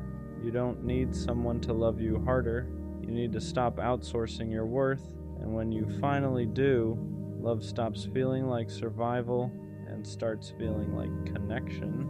You don't chase love because you're passionate. You chase it because being alone feels unbearable. Because when things get quiet, your thoughts get loud, and they don't tell you kind things. So you look for someone else to sit in that space with you, to distract you, to validate you, to make you feel wanted enough to forget how little you feel about yourself. You don't just want connection, you want relief. Relief from the constant feeling that something about you is missing, that you're behind, that if you were enough, someone would have stayed by now. So when someone shows interest, you grab onto it, you attach fast, you give more than you should, you bend your boundaries before they even ask, not because you're weak, but because being chosen feels like proof. Like if someone wants you, then maybe the voice in your head can finally shut up for a while. You start confusing attention with love, consistency with commitment, chemistry with safety, and when they pull away, it doesn't just hurt, it confirms everything you were afraid of. So you chase harder, you explain more, you forgive more, you accept less. You tell yourself that if you just love them better, they'll love you back the way you need. But what you're really doing is asking someone else to give you a sense of worth you don't know how to give yourself yet. And that's why it feels so desperate, because it's not about them. It's about the fear that without love, you have nothing to stand on. This isn't romance, it's survival. And until you learn how to sit with yourself without needing someone else to make you feel okay, every love you chase will feel heavier than it should. At some point, chasing love turns into abandoning yourself. You stop asking what you need and start asking what they want, how much space to give, how much to hold back, how to be easier to stay with. You shrink in small ways at first. You don't bring things up because you don't want to seem difficult. You accept less effort because at least they're still here. You tell yourself you're being understanding when really you're being afraid that if you ask for more, they'll leave. So you adapt, you become more available than you should, more forgiving than is healthy. You explain away behavior that already made you feel small, and every time you do, you move a little further away from yourself, but you call it love. You tell yourself this is what it means to fight for someone, to be patient, to be loyal. What you don't realize yet is that real love doesn't require you to disappear quietly. The reason chasing feels exhausting is because you're running from your own emptiness. You're hoping someone else will choose you loudly enough to silence the doubt inside you. So when they pull back, your anxiety spikes, you replay conversations, you blame yourself, you look for ways to fix it, not because you were wrong, but because you're terrified of being left alone with yourself again. And that's the cycle. The more you chase, the more you lose your footing. The more you lose yourself, the more you need them to feel okay. That's why it hurts so much, not because they were everything, but because you made them responsible for holding you together. And no one can carry that forever. This is the part people avoid talking about. Chasing love like this doesn't mean you care deeply. It means you don't feel grounded without external validation. And until you learn how to stand on your own, how to sit with yourself without needing to be chosen, love will keep feeling like something you have to earn instead of something you share. When you chase love from a place of emptiness, you don't attract people who pour into you. You attract people who take, not always intentionally, not always maliciously, but people who sense, even subconsciously, that you're willing to overgive just to stay connected. They feel how flexible you are, how much you're willing to adjust, how far you'll bend before you break. So they let you. They accept your effort without matching it. They enjoy your presence without committing to it. They keep you close enough to benefit from your care, but far enough to avoid responsibility. And because you're chasing, you don't question it at first. You tell yourself this is just how relationships work, that love takes patience, that maybe they just need time. But deep down, something feels off. You're always the one checking in, always the one clarifying, always the one trying to fix the distance that keeps appearing out of nowhere. And instead of asking why they're inconsistent, you ask what you did wrong. That's the trap. Chasing love trains you to blame yourself for other people's lack of effort. You start believing that if someone isn't choosing you, it's because you didn't love them well enough. So you try harder.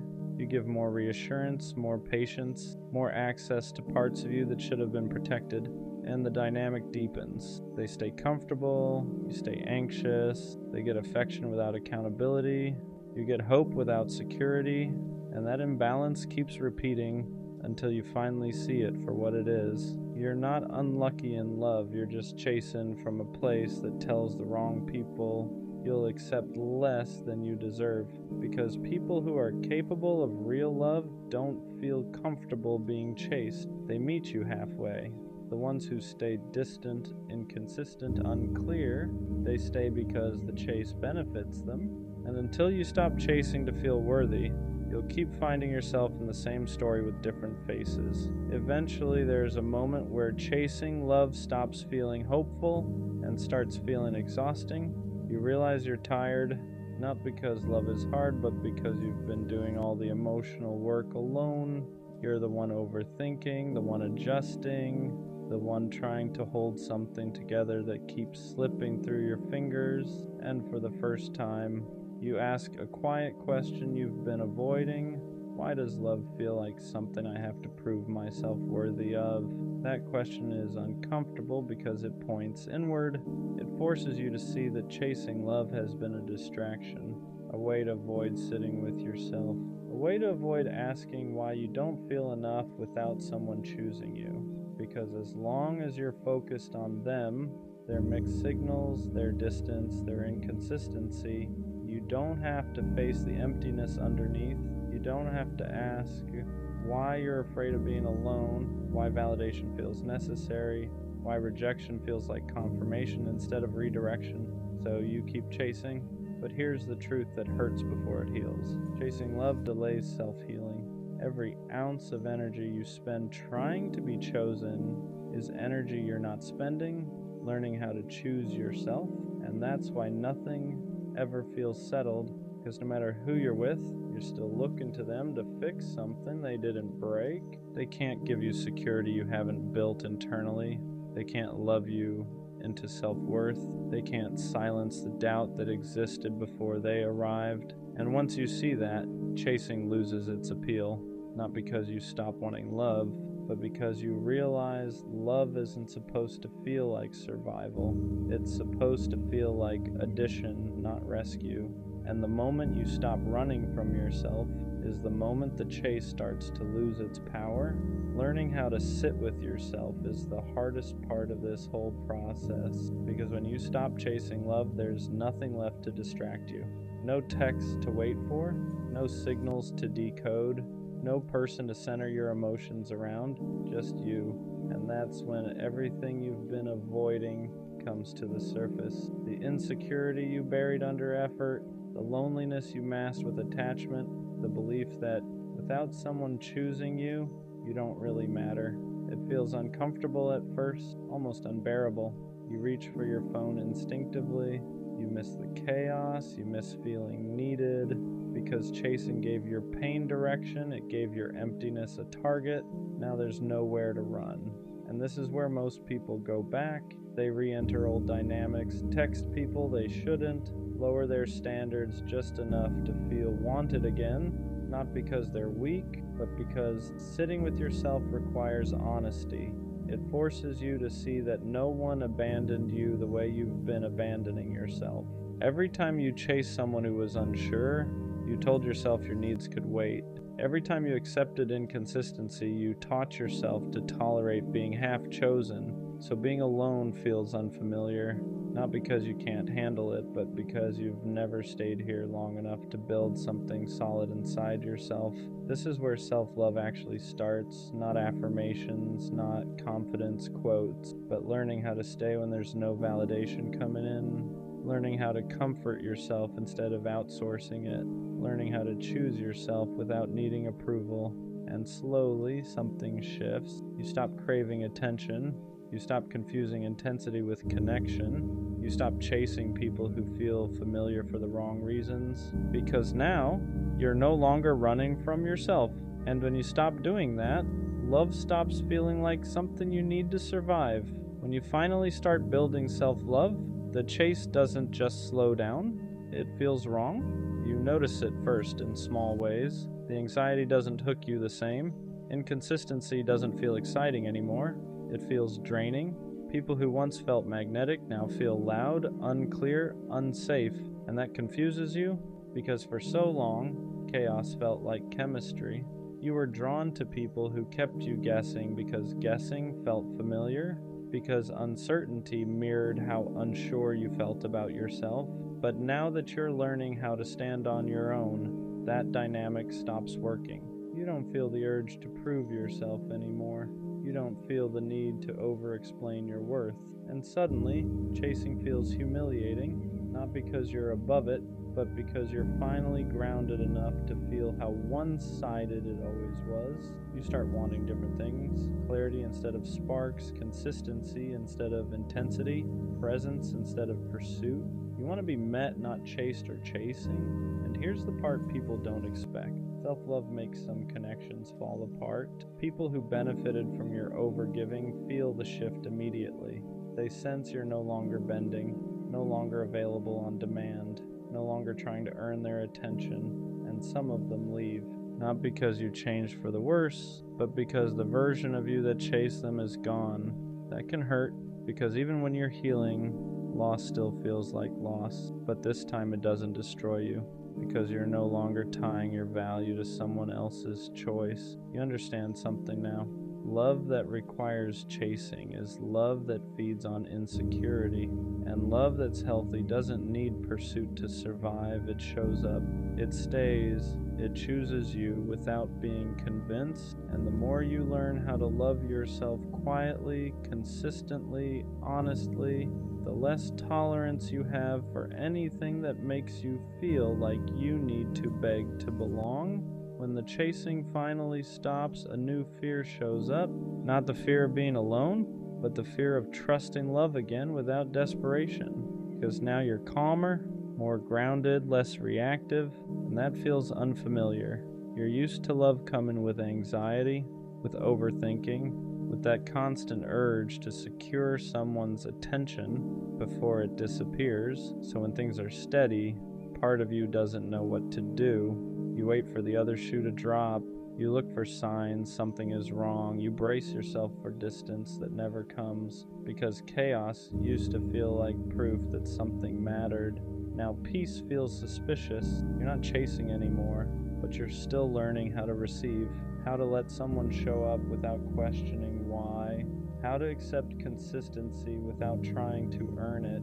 And that's harder than it sounds, because chasing trained you to believe love had to be worked for. That if you weren't doing something, fixing something, proving something, it wouldn't last. So when someone meets you without needing to be convinced, your instinct is to pull back, not because you don't want it, but because you're afraid of trusting something that isn't fueled by fear. This is the quiet stage of healing, where you're not running anymore, but you're not fully relaxed either.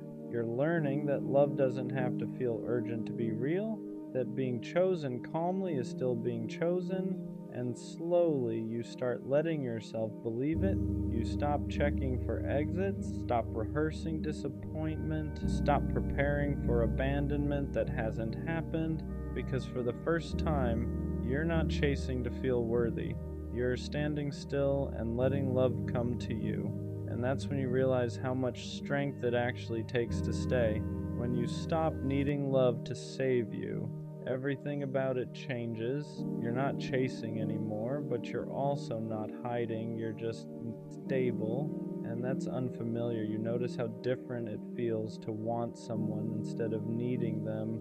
There's no panic behind it, no urgency, no feeling that if this doesn't work out, you'll fall apart.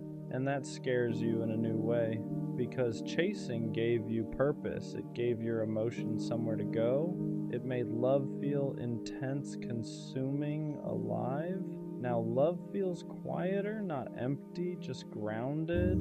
You don't lose yourself in people anymore. You don't rearrange your life to keep someone interested.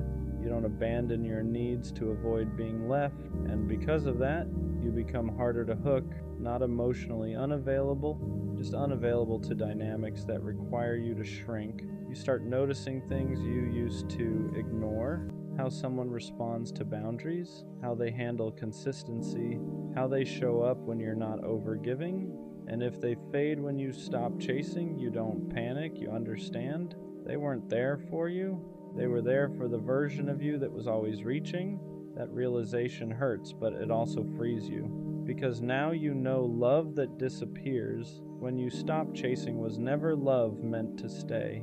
This is where self-love changes the rules. You don't try to be impressive, you don't try to be indispensable, you don't try to secure someone's feelings. You let them show you who they are when you're not doing all the work, and for the first time, love feels optional.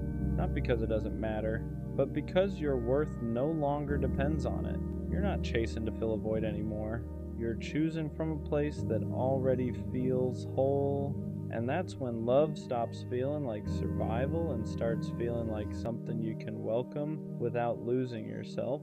Healing doesn't just bring relief, it brings grief. Because when you stop chasing love, you don't just lose old dynamics, you lose the version of yourself who survived by reaching.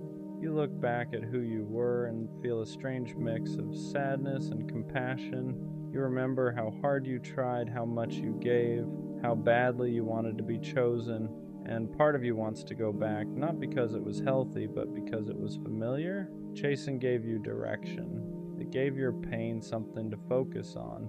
It made loneliness feel purposeful. Now that version of you is gone, and that hurts. You grieve the person who believed love had to be earned, who thought being enough meant being useful, agreeable, easy to keep. You grieve the nights you waited, the messages you rewrote, the boundaries you swallowed just to stay connected, not because you were weak, but because you didn't know another way yet. And healing means accepting something painful. No one did this to you. You did it because you didn't know how to hold yourself without being held. That realization can feel brutal because it removes the villain. There's no one left to blame, just patterns you learn to survive something deeper. So you sit with it, with the sadness, with the regret, with the understanding that you were doing the best you could with what you knew at the time. And slowly, that grief turns into respect. Respect for how much you endured, for how deeply you wanted love, for how brave it was to keep believing, even in the wrong places. You don't hate the old version of you. You thank them because they carried you until you were strong enough to stop chasing and start choosing yourself. And that's what makes this stage heavy. You're not broken anymore, but you're still letting go. The chase ends the moment you stop asking love to fix you, not because you stop wanting connection, but because you stop needing it to feel whole. You finally understand something simple that took you years to learn. Love was never supposed to be proof that you matter. It was never meant to carry your worth, never meant to quiet your self-doubt, never meant to save you from yourself. That was too much to ask of anyone. So you stopped chasing, not in anger, not in bitterness, but in clarity. You stop running after people who make you feel uncertain. Stop explaining your needs to people who don't listen. Stop overgiving just to feel chosen, because now being chosen by yourself comes first. You learn how to sit with silence without panicking, how to be alone without feeling abandoned, how to exist without needing constant reassurance, and something changes. Love no longer feels urgent, it no longer feels like survival. It no longer feels like something you have to secure before it disappears. It becomes optional, not because it's unimportant, but because your life no longer collapses without it. And that's when the real shift happens. You don't attract love from desperation anymore. You don't bond through wounds. You don't mistake intensity for connection. You choose slowly. You choose clearly. You choose from a place that isn't begging to be filled.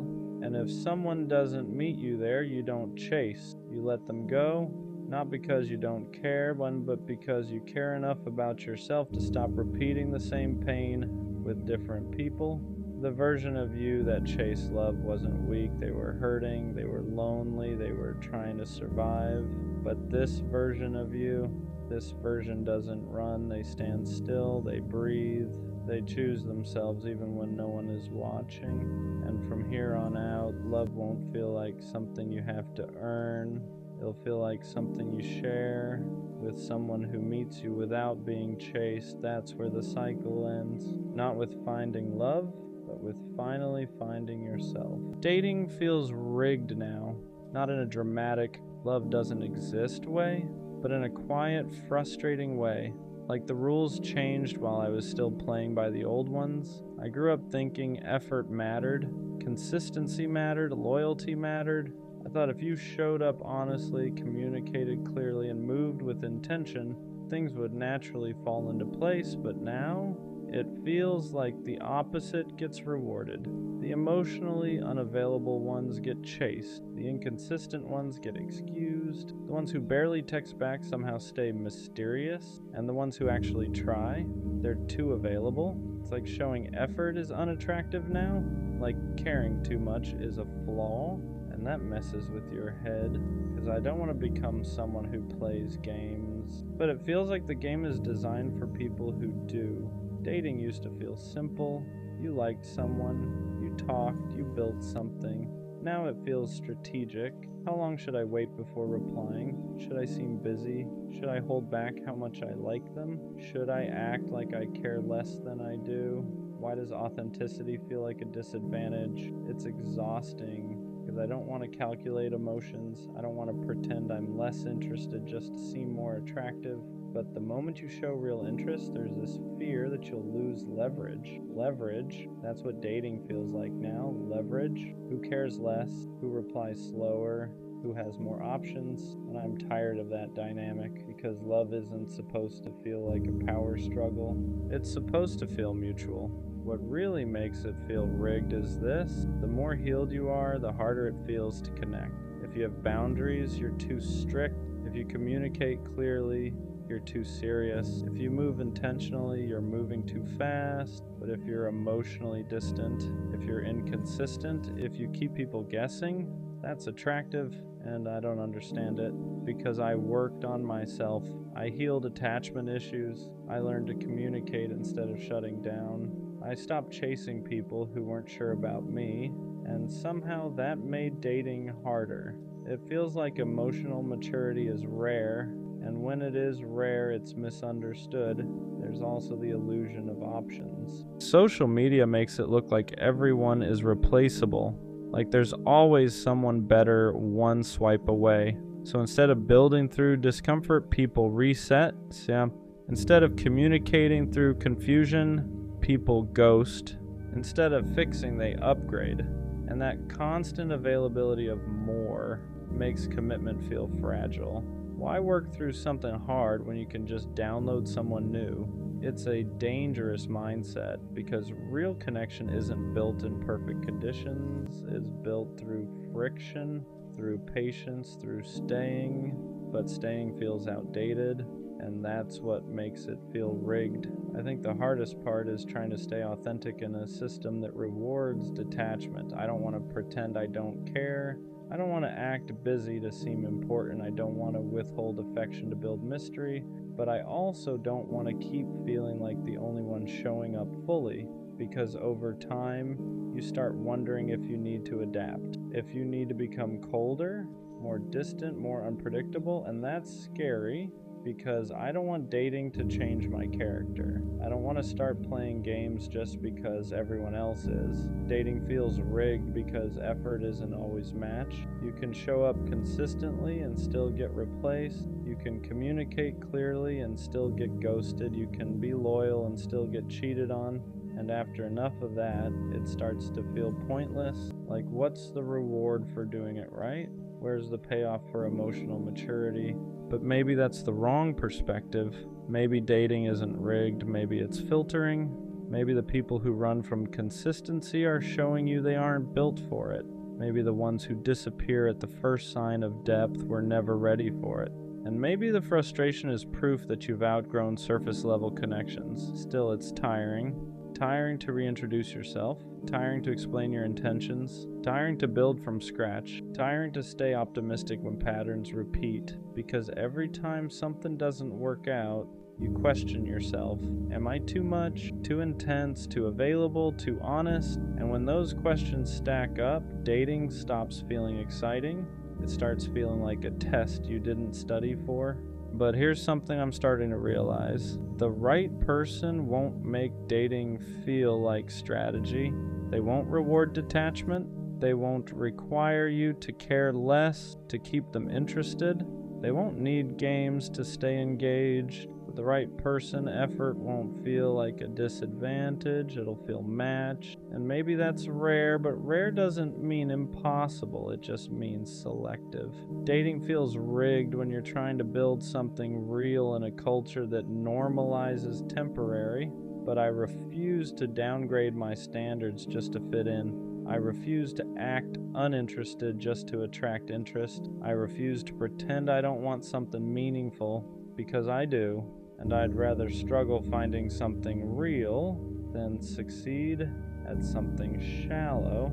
Dating feels rigged, but maybe it's only rigged for people who want depth, because depth requires patience, it requires alignment, it requires two people who are equally ready, and that combination isn't common. So maybe it's not rigged, maybe it's just rare, and rare takes time. I won't become colder just to win. I won't play detached just to feel chosen. I'll stay intentional, even if it means slower, because the right connection won't reward games, it'll reward honesty. And when that happens, dating won't feel rigged anymore. It'll finally feel aligned. I don't ask for much. I don't need constant reassurance. I don't need public displays. I don't need dramatic promises, but sometimes I catch myself wondering, do you even love me? Or do you just love the role I play in your life? Because there's a difference. Loving someone means you care about their heart. Liking what they do for you means you care about their presence, and those are not the same thing. I'm the easy one to love. I don't argue much, I don't complain often. Try to understand before reacting, I adjust, I compromise, I give space when needed. And sometimes I wonder if that's the problem, because when you're low maintenance, people forget maintenance is still required. Love isn't just staying, it's how you stay. Do you check in on my feelings without me hinting at them? Do you notice when my energy shifts? Do you protect my heart the same way I protect yours? Or do you just assume I'm fine because I don't break down in front of you? I think what hurts the most is not being unloved. It's being loved passively. Loved when it's convenient, loved when you need comfort, loved when I'm strong for you, but quiet when I need the same intensity back. That kind of love feels unbalanced, and imbalance turns into doubt. Sometimes I don't need more affection, I need clarity. Clarity in actions, clarity in effort, clarity in consistency. Because love shouldn't feel seasonal, it shouldn't spike when you're lonely and fade when you're comfortable. It should be stable, not loud, stable. I've realized something. If I have to constantly question whether I'm loved, then something is missing. Not necessarily feelings, but expression. Because real love doesn't leave you in confusion. It reassures you without you begging for it. It shows up without you scheduling it. It protects your peace instead of disturbing it. And maybe you do love me. Maybe you just love differently. But here's the truth no one likes to admit. If your version of love doesn't make me feel secure, then it's incomplete, because love isn't just about what you feel internally. It's about what I experience externally. I don't want to beg to feel valued. I don't want to explain why consistency matters. I don't want to teach someone how to treat me with care. If I have to convince you to show up for me properly, that's not partnership, that's negotiation. And love shouldn't feel like negotiation. The scary part is this: I don't want to lose you, but I also don't want to stay somewhere where I feel half chosen. Because half love is heavy, it keeps you close enough to hope but far enough to doubt, and doubt slowly eats at your confidence. So do you even love me? Maybe the better question is, do I feel loved consistently? Do I feel prioritized, protected, considered? Because love shouldn't feel like a mystery. It shouldn't feel like something I have to decode. If I'm loved, I should know. Not because you say it once, but because you show it daily. And if I ever have to keep asking myself whether I'm loved, that might mean I deserve a love that doesn't make me question it at all. No isn't the worst thing a girl can say, but the worst thing a girl could do is to pretend to like you or love you, get you attached, treat you like her boyfriend, and tell you she's not ready for a relationship. Shawty just played you like she's playing Animal Crossing. If there was an Olympic sport for getting played, best believe you would have gotten a gold or bronze medal. Y'all didn't even get past the talking stage. She dragged it out like this was 13 reasons why. If this was me, finding her would be as easy as trying to find the one piece. This type of disrespect is something you can't tolerate. The woman species now makes your blood boil. Talking to girls romantically is something you don't even want to hear about. This is the type of pain and heartbreak that will have you up at 3 a.m. doing 3 sets of 20 push-ups while thinking of ways to change your life around. This is the type of pain that makes you want to get rich and conquer the world. After this type of foolery, she might have turned you nonchalant. Now every girl you meet after her suffers. It's like she broke the way you loved and trusted. This is honestly most of us guys' lore. A lot of us aren't born nonchalant. It's usually someone who makes us feel that we need to be this way to protect ourselves from the way we were once hurt. This is why I always say don't give away your love and your heart too soon. Then it could all be a game of poker, and these girls are waiting for you to show your hand so they can crush you and take you for everything you have. After that kind of situation, you don't just move on like nothing happened. People act like you can just charge it to the game, but that game took something from you. It took the version of you that believed words matched actions. It took the version of you that assumed consistency meant interest, that effort meant intention. And once that's gone, it doesn't come back easily. You start noticing the shift in yourself. You don't text first as much anymore. You hesitate before opening up. Compliments feel suspicious. Affection feels temporary. You're no longer asking, do I like her? You're asking, is this even real?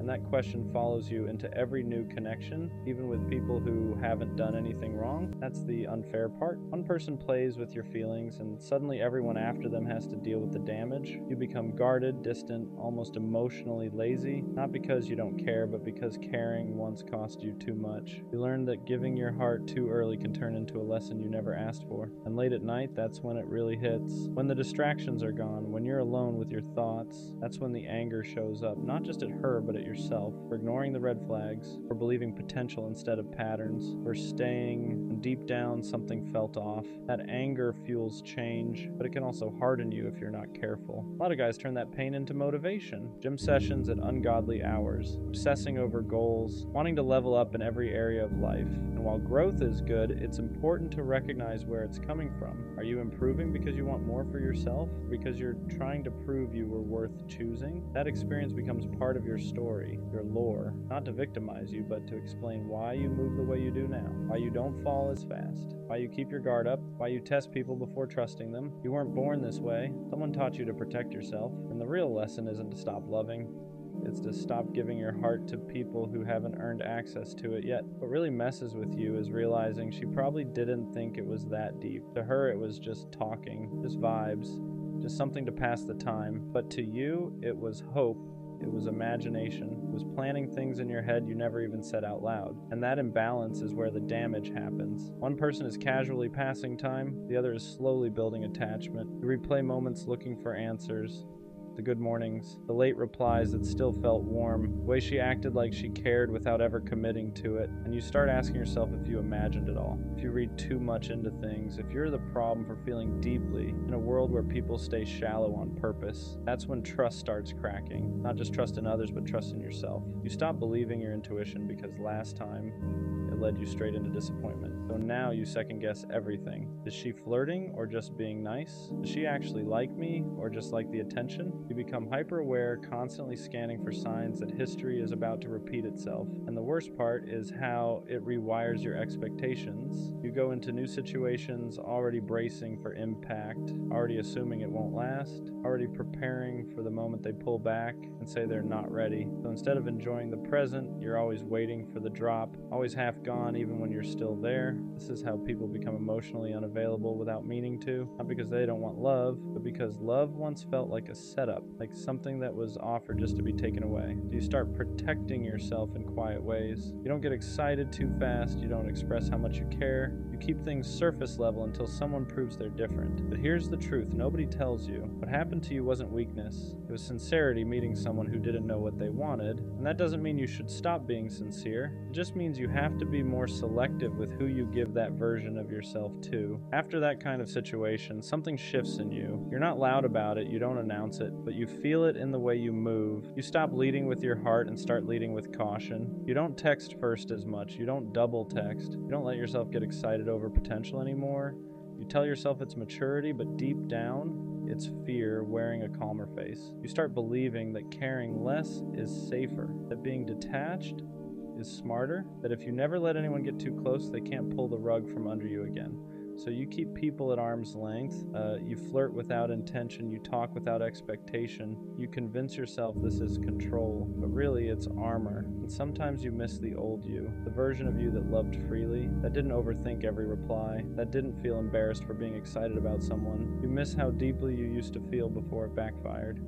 You don't know how to go back without risking the same pain again. That's how one situation can bleed into every future one. You start punishing people who haven't done anything wrong yet, not intentionally but subconsciously. You assume they'll leave, assume they'll switch up, assume they'll say they're not ready once you get attached, so you stay one step ahead emotionally, just in case. And the scary part is how normalized this becomes. People praise you for being nonchalant, for not caring too much, for being unbothered. They don't see the nights you still replay things in your head. They don't see how guarded you've become. They don't see how badly you still want something real, even though you act like you don't. But here's the part you need to hear. Becoming colder isn't healing, it's surviving. And survival is not the same as growth. You didn't lose because you cared. You lost because you cared about someone who wasn't capable of matching it. One day, someone will come into your life and your walls will confuse them. They'll feel the distance, they'll wonder why you hesitate, and you'll have to decide whether you're going to keep letting the past decide how you love, or whether you're ready to risk feeling again, this time with someone who actually means it. Here's the truth nobody really prepares you for. The hardest part isn't getting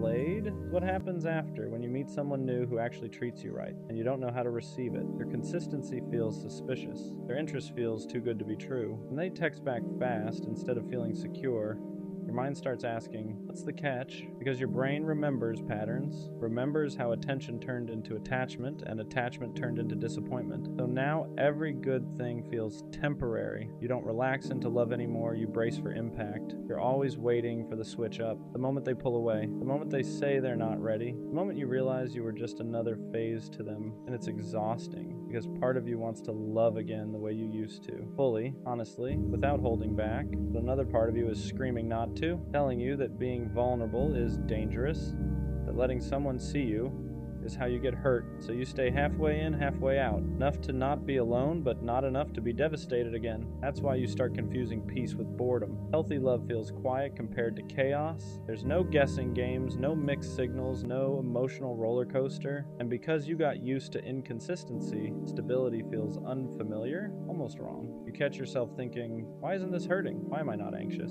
And that's when you realize how much damage was done, but healing doesn't mean you'll never be cautious again. It means learning when caution is protecting you, and when it's sabotaging something good. It means unlearning the belief that love has to hurt to be real. It means reminding yourself that not everyone is playing a game, even if someone once did. You're not broken for being guarded, you're human. You adapted. Don't let one person's inability to love you properly rewrite who you are at your core. Because the version of you that loved deeply wasn't weak. That version was brave. And one day, when it's safe again, you'll recognize that feeling and you'll know it's finally real. What nobody tells you is that after being hurt like that, you don't become heartless overnight. You become careful. You start analyzing everything: tone, timing, energy.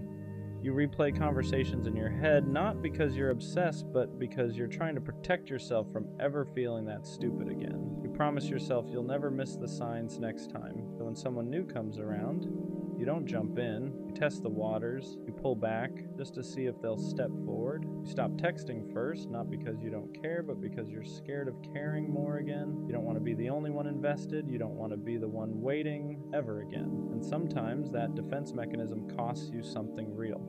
The person in front of you isn't the one who hurt you. They're not playing games. They're not keeping you around for attention. They're just trying to get to know you, but your heart doesn't know the difference yet. It's still in survival mode. You might even catch yourself pushing them away emotionally, acting distant, acting unbothered, acting like you don't care as much as you actually do, because caring openly once led to pain, and you don't want to relive that lesson. You tell yourself you're just being smart now, more mature, more controlled. Deep down, there's a part of you that misses loving without fear, and that's the conflict. You want connection, but you don't want to bleed for it. You want intimacy, but only if it doesn't cost you your peace. So you move slow, you keep walls up, you tell yourself if it's meant to be, they'll stay. And if they leave, at least you didn't give them everything. Just know this. Healing isn't about rushing back into who you were before. It's about choosing who you want to be now. Someone wiser, someone more aware, but still open, still capable of real love. Because the goal was never to become cold, it was to stop giving your warmth to people who couldn't handle it. Here's the truth.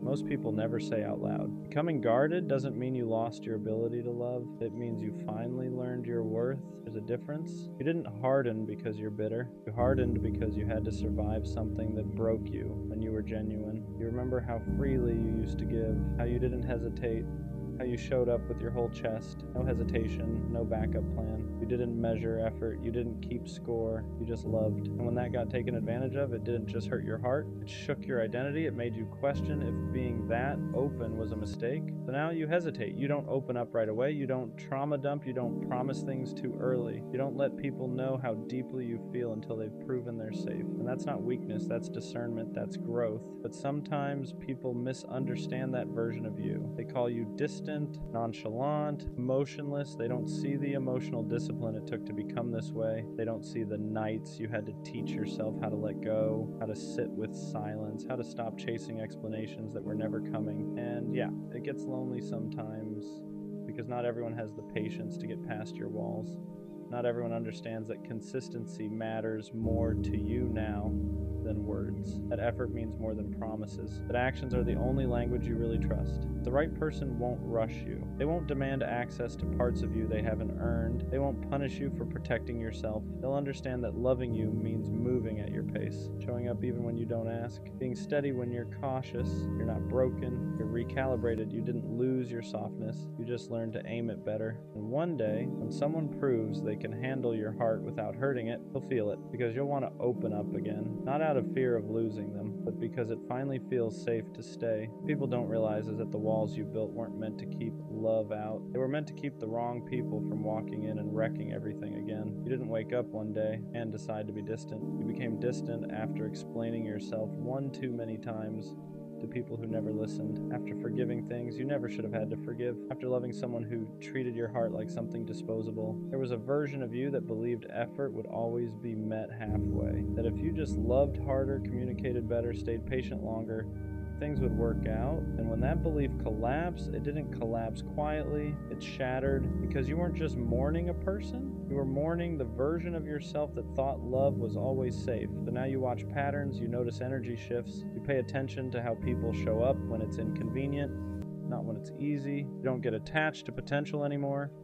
You don't romanticize promises. You wait to see if words and actions line up, and if they don't, you detach without explaining yourself the way you used to. Some people call that cold, but it's not. It's clarity. You're tired of giving the benefit of the doubt to people who already showed you who they were. You're tired of staying loyal to people who only kept you around when it benefited them. You're tired of feeling stupid for caring too much, so you stopped overextending. You stopped proving. You stopped begging to be chosen. And yeah, sometimes you miss how deeply you used to feel. Sometimes you miss how excited you got, how hopeful you were. But you also remember the crash, the nights you questioned your worth, the way your chest felt heavy for weeks, the way you blamed yourself for someone else's inability to love you properly. That's why you don't rush now. That's why you don't fall fast. That's why you protect your peace like it's sacred, because you know what it costs to rebuild yourself from emotional ruins. And the truth is, the right person won't see your caution as a flaw. They'll see it as proof that you value yourself. They'll be patient enough to earn your trust, consistent enough to soften your guard, safe enough to remind you that not everyone comes to take. You're not afraid of love, you're afraid of losing yourself again. And that fear makes sense. Here's the part nobody tells you when you go through something like that. The fact that you're guarded now doesn't mean you're broken. It means you survived, it means you learned, it means you finally stopped pouring yourself into people who treated your heart like something they could pick up and put down whenever they felt like it. You didn't lose your ability to love, you just stopped giving it to people who didn't know how to hold it. Deep down, that soft version of you still exists. The one who loves deeply, the one who shows up, the one who means what they say and stays when things get uncomfortable. You didn't kill that part of yourself, you just hid it. You locked it away until someone proves they're safe enough to see it again. And that's growth, because love isn't about giving everything immediately anymore. It's about watching how someone treats your time, your effort, your vulnerability. It's about noticing if they stay consistent when there's nothing to gain, if they choose you when it's inconvenient, if they respect your boundaries instead of testing how far they can push them. You're not asking for perfection now. You're asking for honesty, for effort that doesn't disappear, for reassurance that doesn't feel forced, for a connection that doesn't make you feel anxious, confused, or small. And the right person won't make you feel like you have to guard yourself forever. They won't rush you. They won't pressure you to open up faster than you're ready. They'll understand why you hesitate, why you question, why you move slower than before, because they won't see your past as baggage. They'll see it as context. One day, someone will come into your life, and instead of triggering your fears, they'll quiet them. Instead of making you overthink, they'll bring peace. Instead of making you feel like you have to protect yourself, they'll make you feel protected. Until then, it's okay to choose yourself. It's okay to walk away faster. It's okay to protect your heart. You're not cold. You're not heartless. You're just done bleeding for people who never planned to stay. And when love comes again, it won't break you, because this time, you know your worth. I'll be gone one day. Not in a dramatic way. Not as a threat. Not as a goodbye. Just as a fact. One day, I won't be this accessible. I won't be this available. I won't be this version of me. And sometimes I wonder, will people notice? Will they realize what I carried, what I gave, what I stayed through? Or will it only make sense when I'm not around to do it anymore? It's strange feeling invisible while you're still here. You show up, You check in, you stay consistent, you carry conversations, you give effort, you hold things together quietly, but it feels expected, like your presence is normal, like your loyalty is assumed, like your effort is just background noise. And that's when the thought creeps in. If I stopped doing this, if I pulled back, if I disappeared, would anyone feel the shift? Or do people only realize what you meant after you're no longer there to give it? Being the strong one rarely gets applauded. You're the one people vent to, the one who keeps it together, the one who doesn't break down publicly. So they assume you're fine. They assume you don't need reassurance, don't need checking in, don't need to be chosen loudly, because you've trained everyone to see you as stable. But strength can be lonely, carrying everyone else's emotions while quietly managing your own, smiling through things you never fully process. And sometimes you think, if I ever stopped being the strong one, would anyone know how to hold me? Or would they only realize what I was carrying after I put it down? There's a quiet exhaustion that comes with always being dependable. You don't cancel, you don't disappear, you don't make people question where they stand with you. You're solid. And because of that, people get comfortable. They assume you'll always answer, always show up, always understand. But no one asks how much it costs you. No one sees the days you wanted to shut down, the moments you needed someone else to take the lead. Being reliable is a beautiful trait, but when it's constant, it becomes heavy. And sometimes you think, if I ever stop carrying this role, will they notice the weight I was holding all along? What happens when the dependable one finally pulls back? At first, nothing. People assume you're just busy, just tired, just having an off day. But when the consistency shifts, when the long paragraphs turn short, when the constant availability fades, that's when they feel it. The silence hits different when it's coming from the one who never used to go quiet. And suddenly they notice what you used to do, the way you checked in first, the way you kept things from falling apart, the way you made everything feel steady. And it's not about revenge, it's not about proving a point, it's about capacity, because even the strongest ones get tired of being unheld. And when they finally step back, it's not dramatic, it's quiet, but it changes everything. Being gone doesn't always mean physically leaving. Sometimes it means emotionally detaching. Still replying, but not overextending. Still present, but not pouring the same energy. Still there, but no longer carrying what isn't yours. That shift is subtle. You don't announce it, you don't explain it, you just stop overgiving. And the people who were used to your full capacity start to feel the difference, because now you're protecting your energy instead of offering it endlessly. You're choosing peace over being needed, and sometimes that's the real goodbye. Not disappearing, just deciding you deserve to be poured into too. Being gone one day might not mean disappearing. It might mean evolving, becoming a version of yourself that not everyone gets access to anymore. The version that over-explains, that overextends, that tolerates bare minimum, gone. The version that accepts crumbs just to keep the peace, gone. Growth changes your availability. You don't respond the same. You don't tolerate the same. You don't give the same unlimited access. And some people will say you changed. They'll say you're distant, different, harder to reach. But what they really mean is you stopped being endlessly accessible. And sometimes being gone is just becoming too self-aware to stay in spaces that don't value you. The right people won't lose you when you grow. They won't complain that you changed. They'll adjust with you, because real connection isn't built on convenience. It's built on understanding. When you stop overgiving, the right ones won't call you distant. They'll ask if you're okay. When you set boundaries, the right ones won't feel attacked. They'll respect them. When you evolve, the right ones won't feel threatened. They'll evolve too. Growth doesn't push away what's aligned. It only exposes what was comfortable. And if one day you're gone because you chose peace over pressure, the people meant for you won't lose access. They'll meet you at your new level. One day, being gone might just mean I finally chose myself, not selfishly, not dramatically, fully choosing peace over pressure, fully choosing growth over familiarity, fully choosing reciprocity over exhaustion, because for a long time I chose understanding, I chose patience, I chose staying, even when it drained me.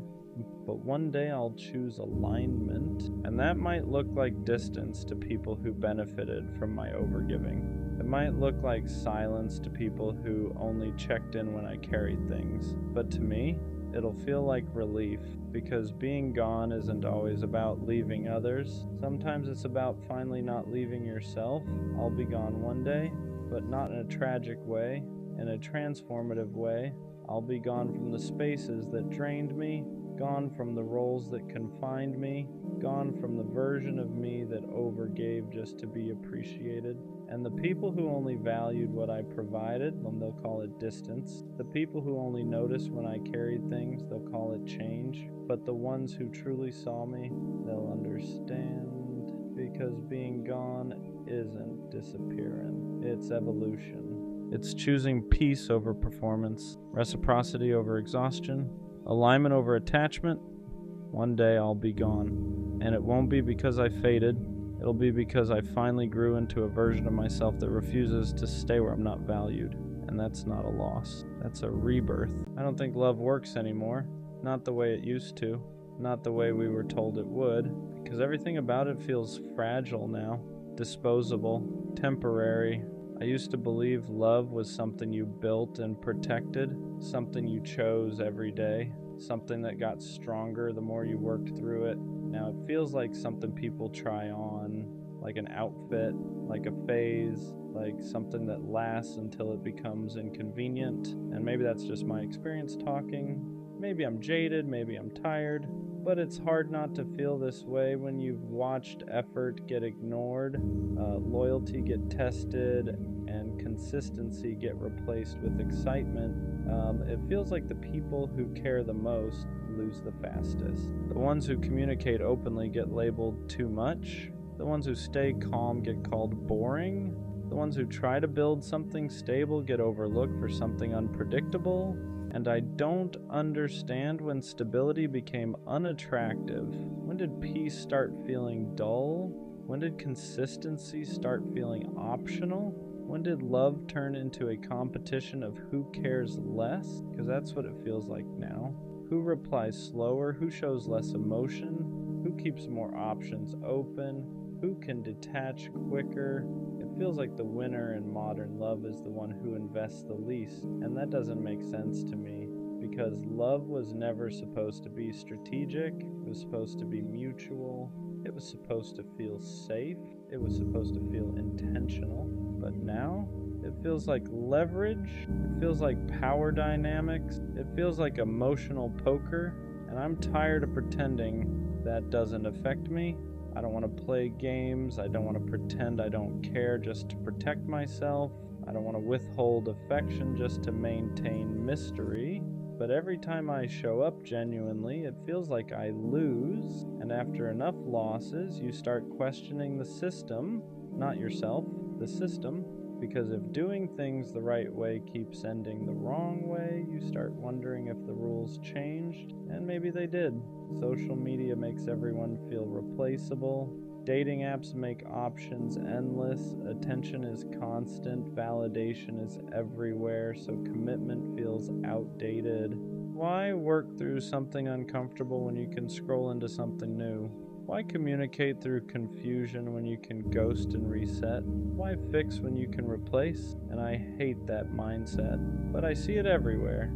And after a while, it makes you wonder if love is even designed to last in this environment. If loyalty is rare, if depth is rare, if patience is rare. And when something is rare, it's harder to find. And when it's harder to find, you start feeling like maybe it doesn't work anymore. Not because love isn't real, but because people aren't built to sustain it. And that's the scariest thought, because I don't want to become cold. I don't want to stop believing, but I'm tired of investing in something that feels unstable. I'm tired of building just to watch it collapse. I'm tired of thinking something is solid just to realize it was temporary. And maybe love still works. Maybe it's just harder to find. Maybe it requires more maturity than most people are willing to bring. But right now, it feels broken. Not love itself, but the way we handle it. And I don't know if that's pessimism talking or experience. I think what makes me say, I don't think love works anymore isn't bitterness, it's exhaustion. Because every time I try to approach it the right way, intentional, honest, consistent, it feels like I'm bringing depth into a space that rewards detachment. And after a while, you start feeling like you're built wrong for this era. Like maybe you care too much. Like maybe you expect too much. Like maybe you still believe in something that everyone else quietly downgraded. It feels like effort used to mean something. Now effort feels risky. Because the more you give, the more exposed you are. And exposure in modern dating feels dangerous. The one who opens up first is vulnerable. The one who commits first is replaceable. The one who expresses feelings first is too invested. So people hold back, they ration affection, they ration honesty, they ration effort, and when both people are rationing, nothing fully forms. It becomes this half-built connection where nobody is fully in, just partially attached and partially guarded, and that's where love starts to feel like it doesn't work, because love requires surrender, not recklessness, not obsession, but surrender. You have to be willing to be seen, willing to risk loss, willing to invest without guaranteed return, and nobody wants to do that anymore. Everyone wants certainty before commitment, proof before vulnerability, security before effort. But that's not how love works. Love is built in uncertainty, it's built in risk, it's built in choosing someone without knowing the full outcome. And we live in a time where uncertainty feels intolerable. We want options, we want backups, we want insurance. So instead of building depth with one person, we keep one foot out the door just in case. And you can't build something real with one foot already outside. That's why it feels broken. Not because love itself stopped working, but because we approach it defensively now. And I get it.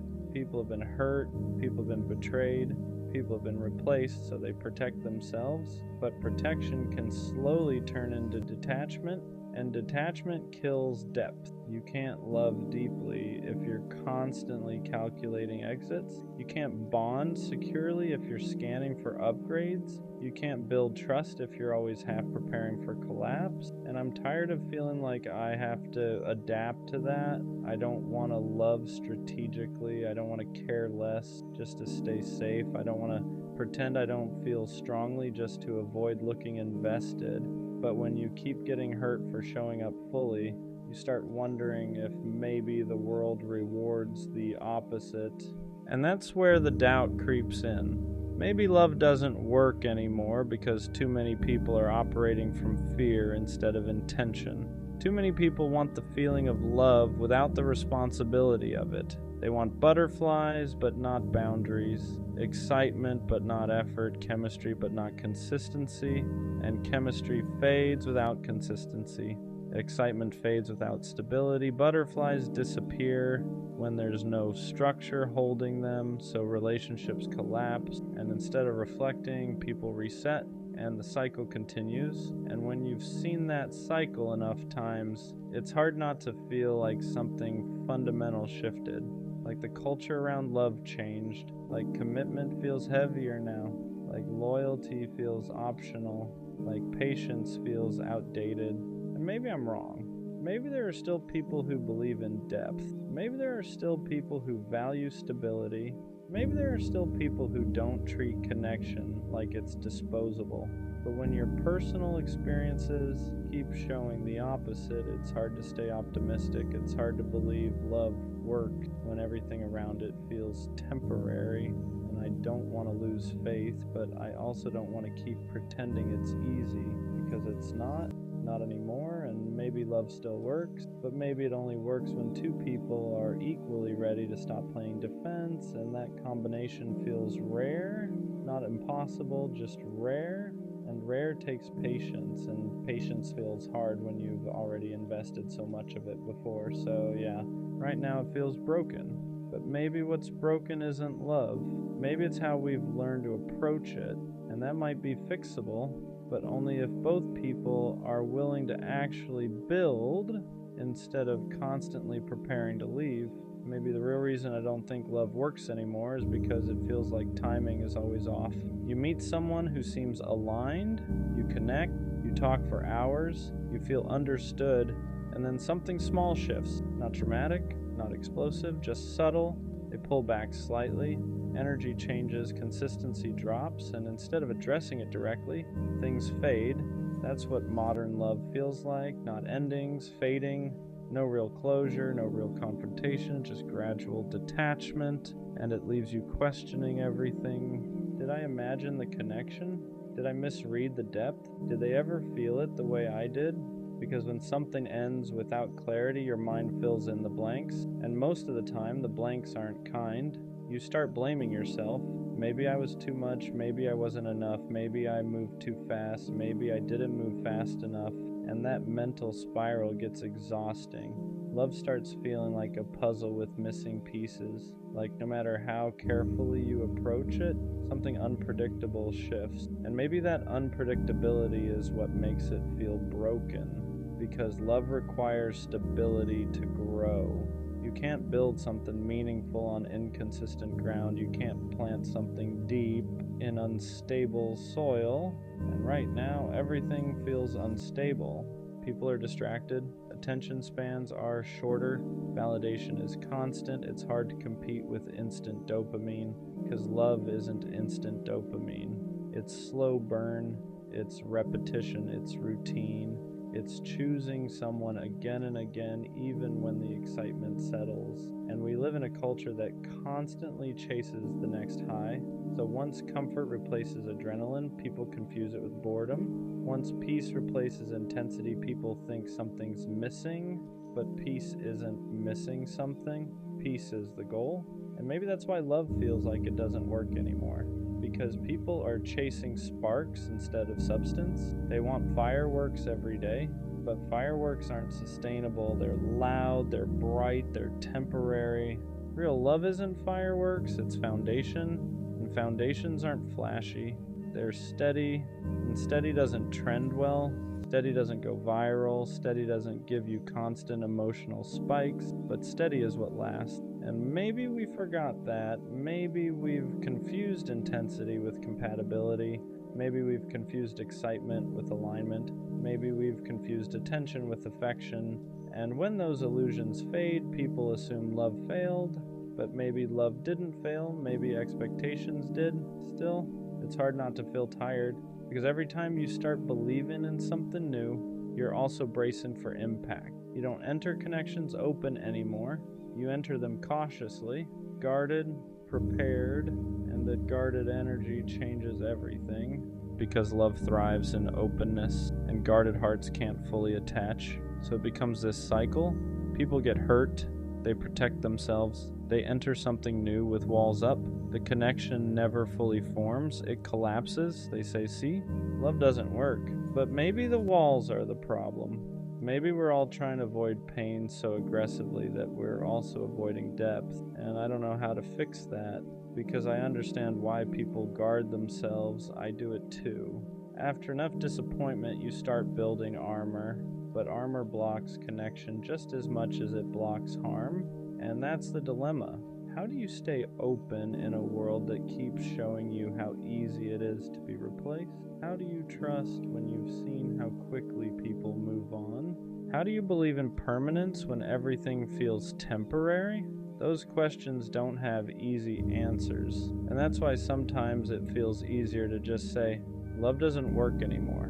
Because admitting it feels broken, feels safer than admitting you're still hoping it does. And maybe that's the truth. Maybe I don't actually think love is broken. Maybe I'm just scared that I won't find someone who approaches it the way I do. Someone who values depth over dopamine, stability over sparks, consistency over chaos. Because if that kind of person still exists, then maybe love still works. It's just rare. And rare feels invisible when you've only experienced the opposite. So maybe love isn't broken. Maybe the way we approach it is. And maybe the real challenge isn't finding love. It's finding someone who isn't playing defense the whole time. Because love can't work if both people are preparing for it to fail. It only works when both decide to build. not brace. And that's what I'm still trying to believe. I think what really makes me say love doesn't work anymore is how disposable everything feels. Nothing feels permanent. Not feelings, not promises, not even history. You can spend months building something with someone.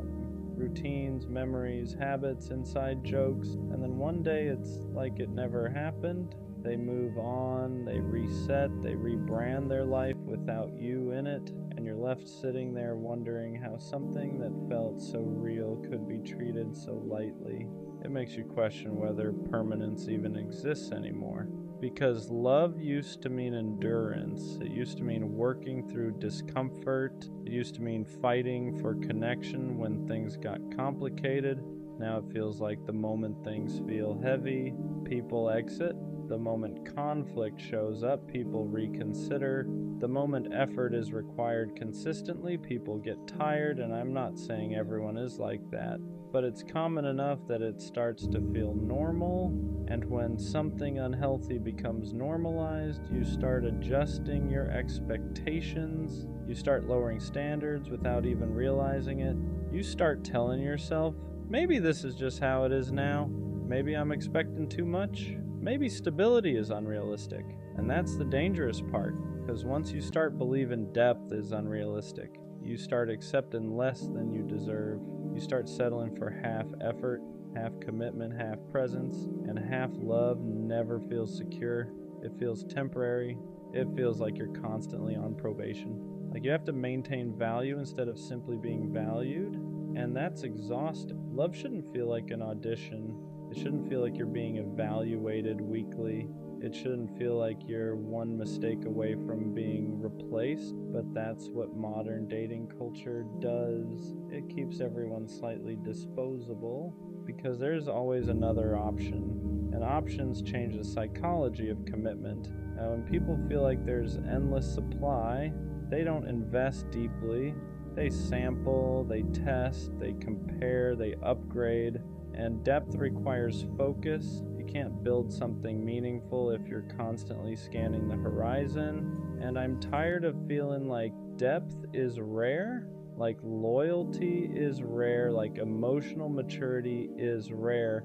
Because if those things are rare, then sustainable love becomes rare too. And when something becomes rare, it starts feeling mythical, like a concept instead of a reality. And I don't want love to feel mythical. I want it to feel grounded, attainable, real. But it's hard to believe in that when everything around you looks temporary. It's hard to stay optimistic when you've watched people replace long-term connections in weeks, when you've seen loyalty get overlooked for excitement, when you've seen communication get labeled as too intense. It makes you question if the qualities you value are even appreciated anymore.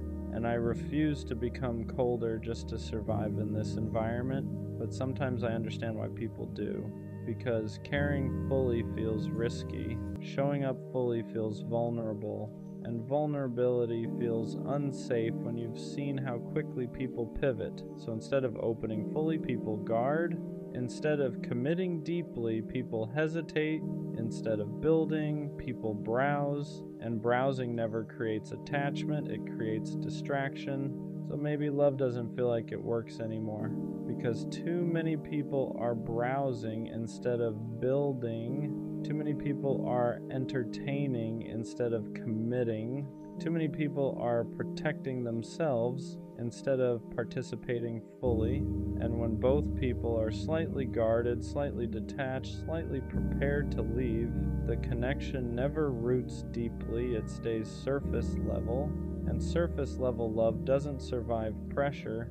It collapses the moment something real tests it, and that collapse reinforces the belief. See, love doesn't work, but maybe love isn't failing, maybe it's just not being handled properly, maybe it requires two people who are equally tired of games, equally tired of ego, equally ready to stop scanning and start building, and that combination is rare, not impossible, just rare.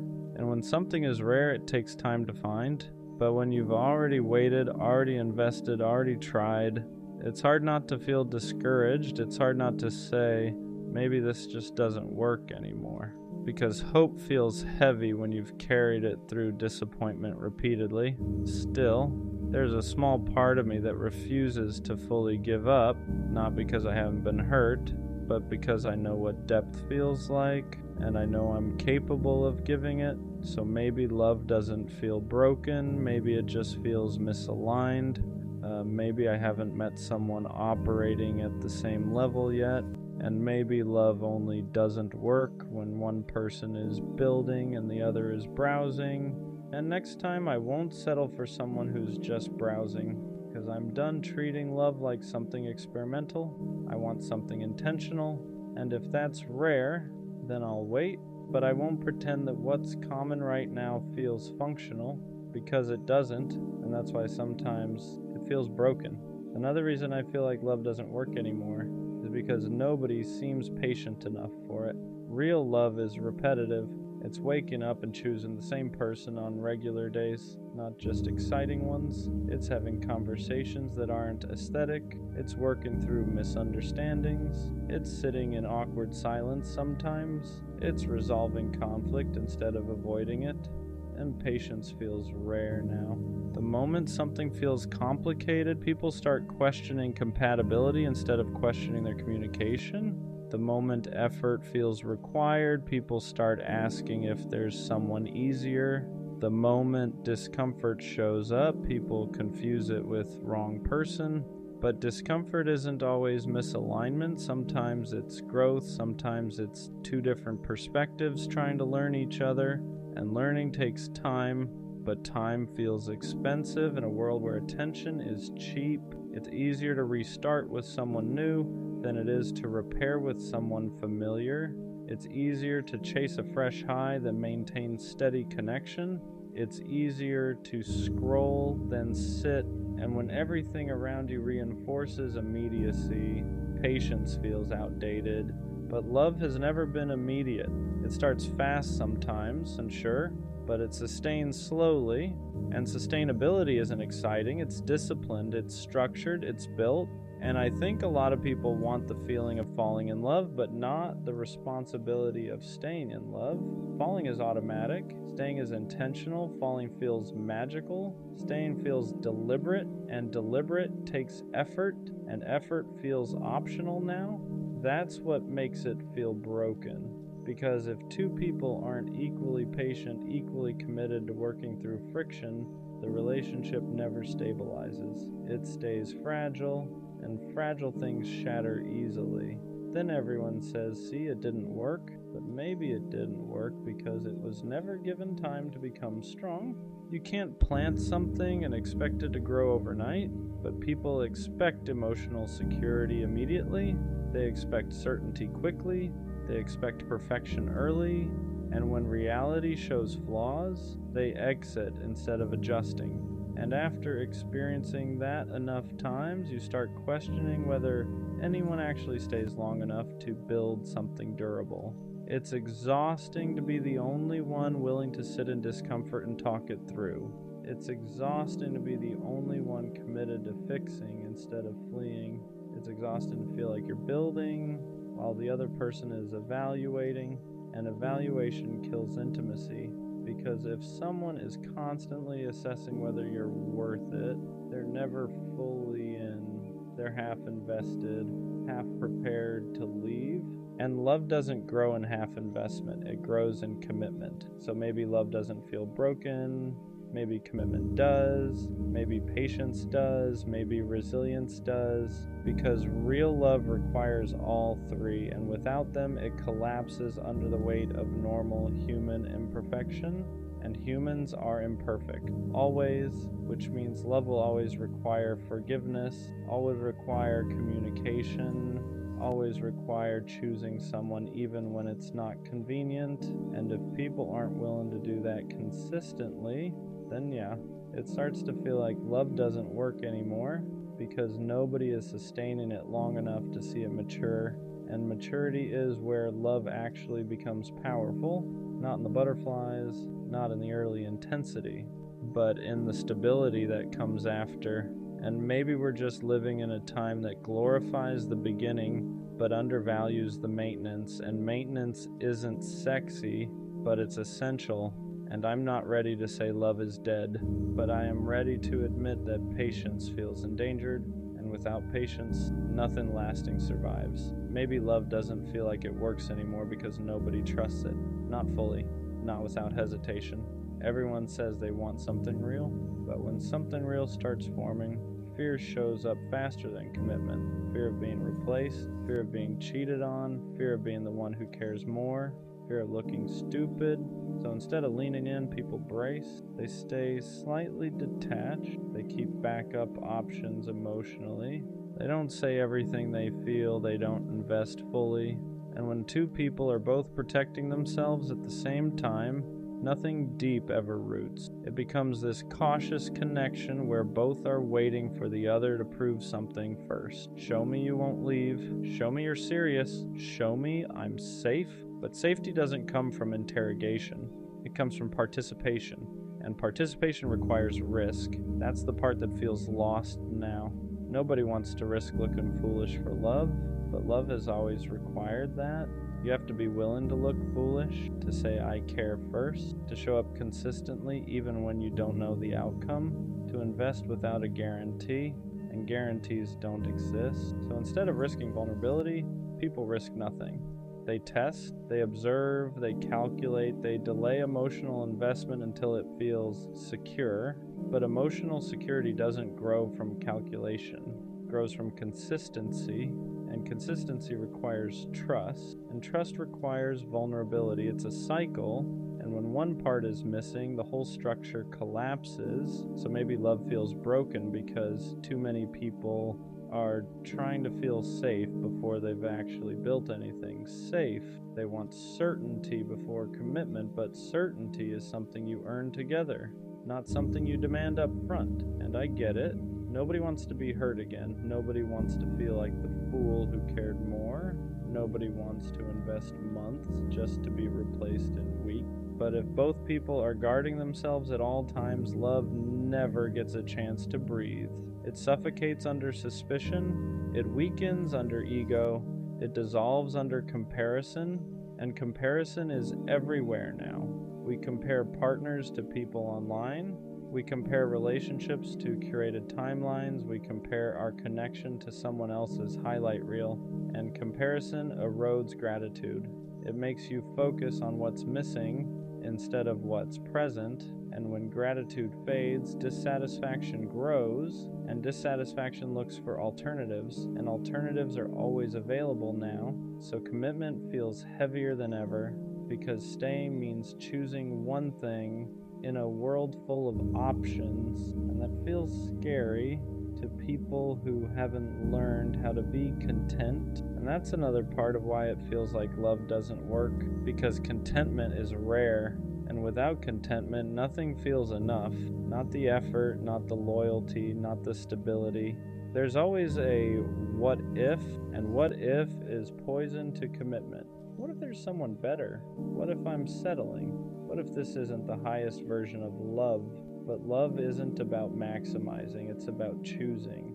And choice requires focus, and focus requires discipline. And discipline isn't romanticized anymore. Excitement is, intensity is, instant chemistry is. But chemistry alone can't sustain anything. It ignites, it doesn't stabilize, and maybe that's why love feels like it fails. Because people confuse ignition with foundation. They fall fast, they burn bright, they collapse quickly. And then they say, see? Love doesn't work. But maybe what didn't work was patience. Maybe what didn't work was emotional maturity. Maybe what didn't work was two people being equally willing to commit without constantly scanning for something better. I don't think love stopped working. I think standards changed. I think attention got divided. I think ego got louder. And I think fear got stronger. And fear makes people protect themselves in ways that sabotage the very thing they want. So when I say I don't think love works anymore, maybe what I really mean is I don't see enough people willing to handle it properly. Because love is simple. People complicate it. Love is consistent. People are inconsistent. Love is intentional. People are distracted. And until two people show up ready to be disciplined about connection, not just excited about it, it's going to keep feeling unstable. And that's exhausting, because I don't want to approach love like a risk assessment. I want to approach it like a build. But building requires two architects, not one builder and one evaluator. And maybe that's the real challenge, not finding love, but finding someone who isn't quietly preparing for it to fail. Because love only doesn't work when someone stops working at it. And too many people stop the moment it requires effort instead of adrenaline. And I'm tired of adrenaline. I want foundation. And until I find someone who wants foundation too, it's gonna feel broken. Another reason it feels like love doesn't work anymore is because people are addicted to potential more than presence. They fall in love with what something could be instead of what it actually is. They fall for the idea, the fantasy, the imagined future. But when reality sets in, flaws, habits, differences, instead of adjusting expectations, they downgrade the connection. It's like people want perfection in a human body, and humans aren't perfect. So the moment imperfection shows up, doubt follows. She could be better. He could be more. This might not be the best I can get. And that mindset destroys contentment. Because if you're always wondering if something better exists, you'll never water what's in front of you. You'll keep browsing instead of building. And browsing doesn't create depth. It creates comparison. And comparison slowly poisons appreciation. You stop seeing what someone does for you. You focus on what they don't. You stop valuing consistency. You crave excitement, and excitement is unstable. Love isn't built on constant excitement. It's built on reliability, and reliability feels boring if you're addicted to adrenaline. That's the uncomfortable truth. Some people don't want peace. They want chaos that feels passionate. They want intensity that feels cinematic. They want love to look like a movie, dramatic, emotional, unpredictable, but real love is structured. It's routine. It's sometimes quiet, and quiet doesn't trend. Quiet doesn't feel thrilling, but quiet is secure. And security is rare in a world that rewards unpredictability.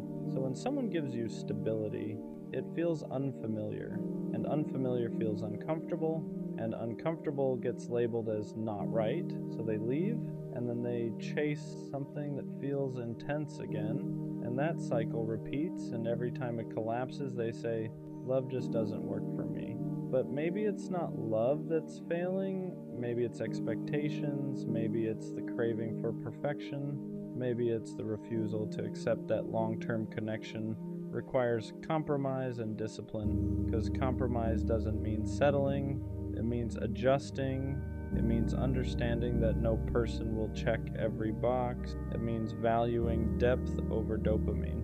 And dopamine fades, depth stays, but depth requires maturity. And maturity isn't loud, it's subtle, it's calm, it's secure enough to not constantly question whether something better exists. And that kind of security feels rare right now.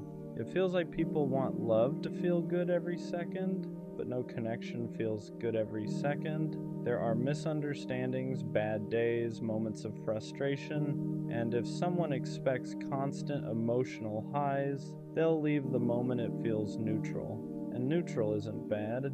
Neutral is stable, but stability doesn't give you butterflies, it gives you peace, and peace feels unfamiliar in a culture addicted to stimulation. So sometimes it feels like love doesn't work anymore because people don't recognize it. When it's calm, they mistake chaos for chemistry. They mistake unpredictability for passion. They mistake anxiety for attraction, and healthy love doesn't feel anxious. It feels steady, but if someone's nervous system is used to chaos, steady feels boring, and boring feels wrong, so they leave something stable for something intense. And intensity fades, and the cycle repeats, and that repetition creates the illusion that love is broken. But maybe what's broken is the way people define it. Maybe love hasn't changed. Maybe we have. Maybe we expect too much fantasy and not enough responsibility.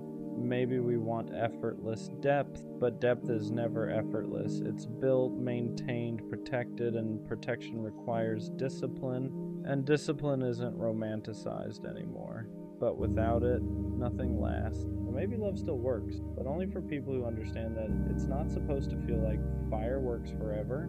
It's supposed to feel like foundation. And foundation doesn't crumble at the first sign of imperfection. It strengthens when both people decide to reinforce it. And that's the part that feels rare, not love, but two people equally ready to treat it like something sacred instead of something optional. And until that alignment happens, it's going to keep feeling broken. And sometimes I wonder if the reason love feels broken is because people are more afraid of vulnerability than they are of loneliness. Loneliness is uncomfortable, but vulnerability feels dangerous. Loneliness just feels empty. Vulnerability feels exposing. And exposing yourself in a world where people can replace you in days feels reckless. So instead of risking being fully seen, people present edited versions of themselves, curated personalities, controlled emotions, measured effort. And when two curated versions try to connect, the connection stays surface level, because depth only forms when masks come off. And masks are safer. Masks protect ego. Masks protect pride. Masks protect image, but masks also block intimacy, and intimacy is what makes love feel alive. Without intimacy, you're just sharing space, and shared space isn't the same as shared depth. Maybe love feels broken because nobody wants to be the first one to remove the armor. Nobody wants to be the one who says, "I care," without knowing if it'll be reciprocated. Nobody wants to look foolish, but love has always required risk. And if risk tolerance is low, depth tolerance is low too. And low depth means fragile connection, and fragile connection collapses under normal human imperfection. Then everyone says, "See, it didn't work," but maybe it never had the chance to, because it was protected too heavily. You can't build something strong if both people are guarding themselves more than they're investing. And that guarding energy feels everywhere now. It feels like people are in relationships half committed, half prepared to exit, always scanning, always evaluating, always calculating. And calculation kills spontaneity. It kills surrender. It kills the soft parts of love, because soft parts require trust, and trust requires time, and time requires patience, and patience feels scarce. So people rush into feelings but hesitate into commitment. They want intensity without obligation, connection without responsibility, attention without accountability. And that imbalance makes everything unstable, because love isn't just emotion. It's discipline, it's consistency when things feel normal, it's showing up when excitement fades, and showing up isn't glamorous, but it's powerful. And maybe we forgot that. Maybe we've glamorized beginnings and neglected maintenance. Maybe we've romanticized sparks and ignored structure. And when structure isn't present, collapse feels inevitable. So love starts to feel broken, not because it doesn't exist, but because it isn't being handled with care. And care requires emotional maturity. And emotional maturity isn't common, it's developed. And development requires self-awareness. And self-awareness requires reflection. And reflection requires sitting with discomfort, and a lot of people avoid discomfort at all costs. So instead of reflecting, they replace. Instead of adjusting, they exit. Instead of building, they restart. And restarting feels easier than repairing. But restarting resets the lesson too, and the cycle continues. And after watching enough cycles, it's hard not to feel like love is just temporary. Like everything eventually fades, like no one really stays. But maybe the problem isn't love. Maybe it's our attention spans. Maybe it's our tolerance for imperfection. Maybe it's our fear of being fully seen. And maybe love only works when two people are brave enough to risk looking foolish for it, brave enough to commit without constant comparison, brave enough to stay when it's not cinematic, brave enough to build when it's not exciting. And that kind of bravery feels rare, but rare doesn't mean non-existent, it just means selective. And maybe the reason love feels broken to me is because I've seen too much avoidance and not enough bravery. But that doesn't mean bravery doesn't exist, it just means I haven't experienced it consistently yet. And that's frustrating, but frustration doesn't equal impossibility. It just means the standard is high, and high standards take time to align with. So maybe love isn't broken, maybe it's just misused. And until two people approach it with equal discipline and equal depth, it's going to keep feeling unstable. But I still believe, even if it's quiet belief now, that real love requires courage. And courage isn't loud, it's consistent. And when I find someone consistent enough to stay through discomfort instead of running from it, maybe it won't feel broken anymore. Maybe it'll finally feel built. There's another truth I don't always say out loud. Sometimes when I say I don't think love works anymore, what I really mean is I'm scared to believe in it again. Because believing in it requires hope, and hope is heavy when you've watched things fall apart more than once. It's easier to say love is broken than to admit you're afraid of being hurt again. It's easier to act attached than to admit you still want something real. It's easier to lower expectations than to risk disappointment. But the reason it still frustrates me so much is because I do believe in depth, I believe in loyalty, I believe in consistency, I believe in choosing someone and actually staying. So when I look around and see temporary everywhere, it feels like I'm out of place, like I'm built for something that isn't common anymore. And that can make you feel isolated, because you start wondering if you're unrealistic, if you expect too much, if maybe you're the one who needs to adapt. But adapting to a culture that treats connection lightly feels like losing something essential. And I don't want to lose that. I don't want to become someone who loves halfway. I don't want to become someone who keeps emotional backups. I don't want to become someone who leaves at the first sign of discomfort. But when you keep getting hurt for caring deeply, you start questioning if depth is sustainable. You start questioning if maybe emotional availability is a liability. And that's where it starts to feel broken, because when emotional maturity feels like a disadvantage, something is misaligned.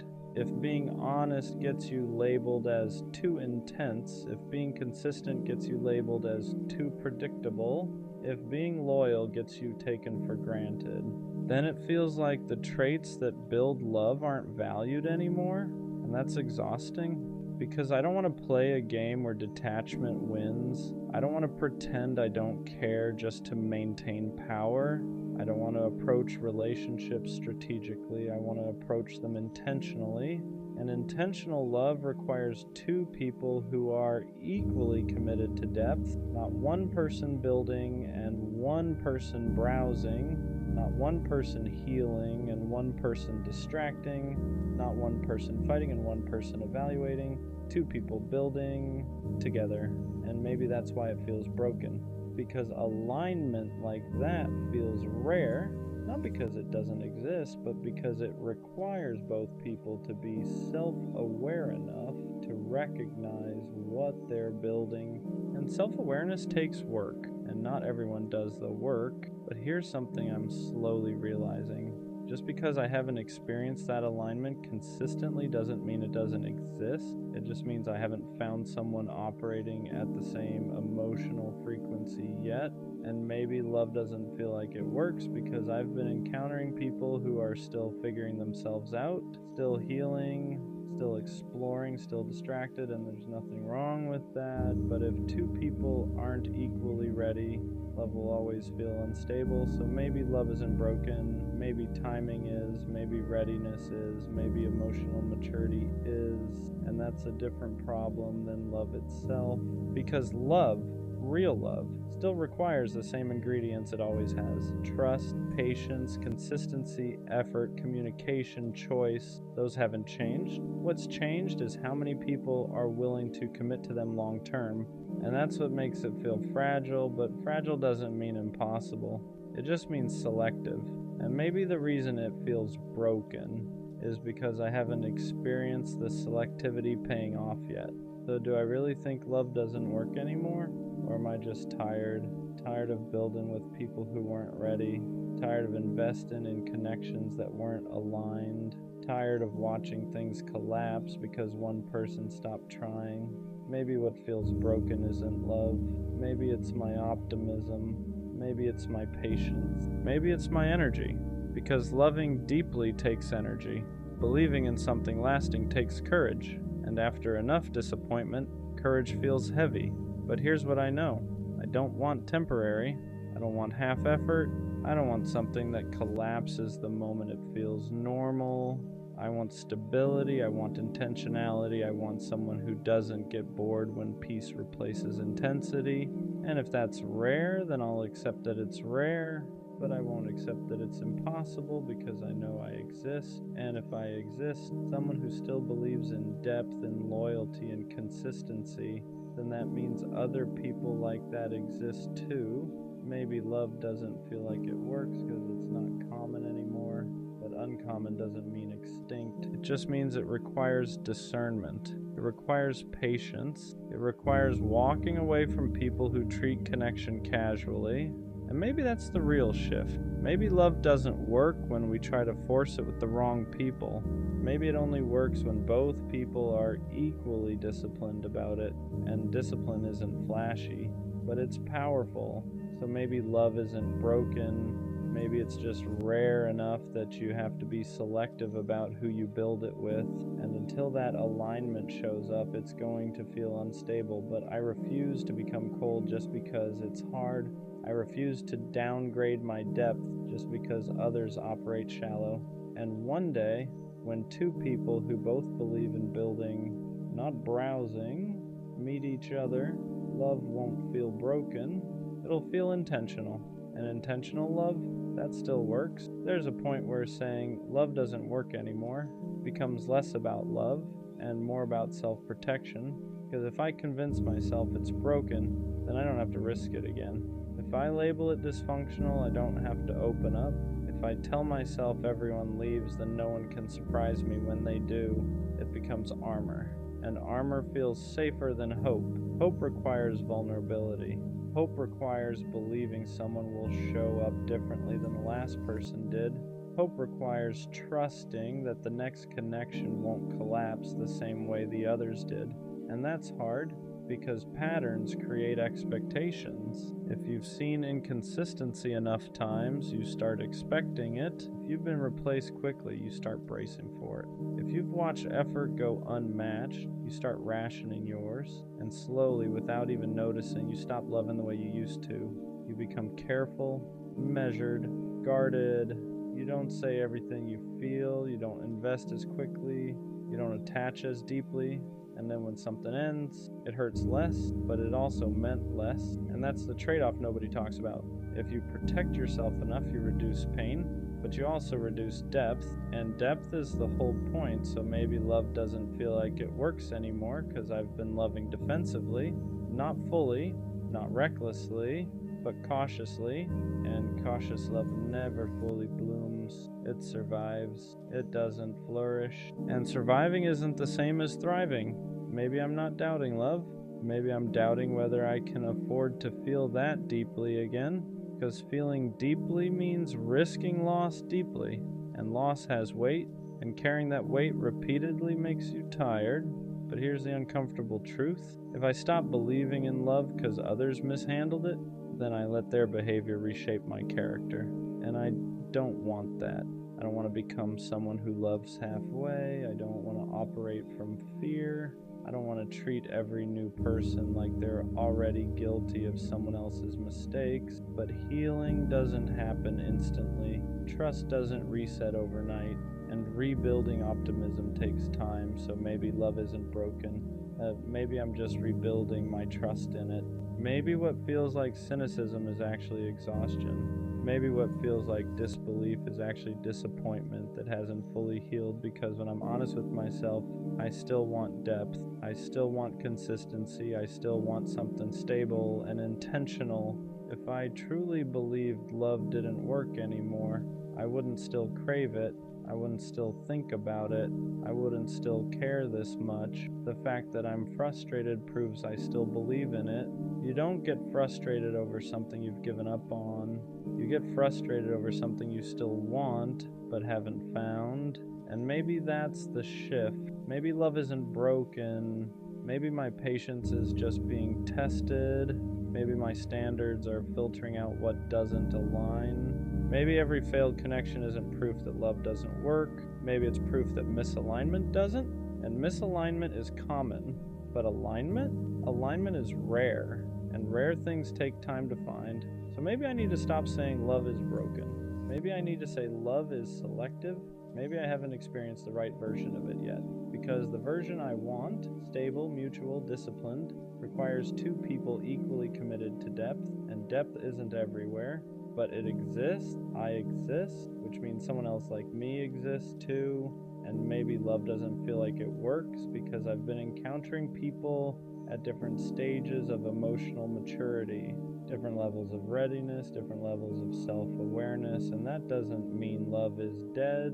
It just means timing matters, and readiness matters, and alignment matters. So yeah, some days it feels broken, some days it feels like effort goes nowhere, some days it feels like loyalty isn't valued, but deep down, I don't think love stopped working. I think I'm just tired of building with people who weren't built to stay.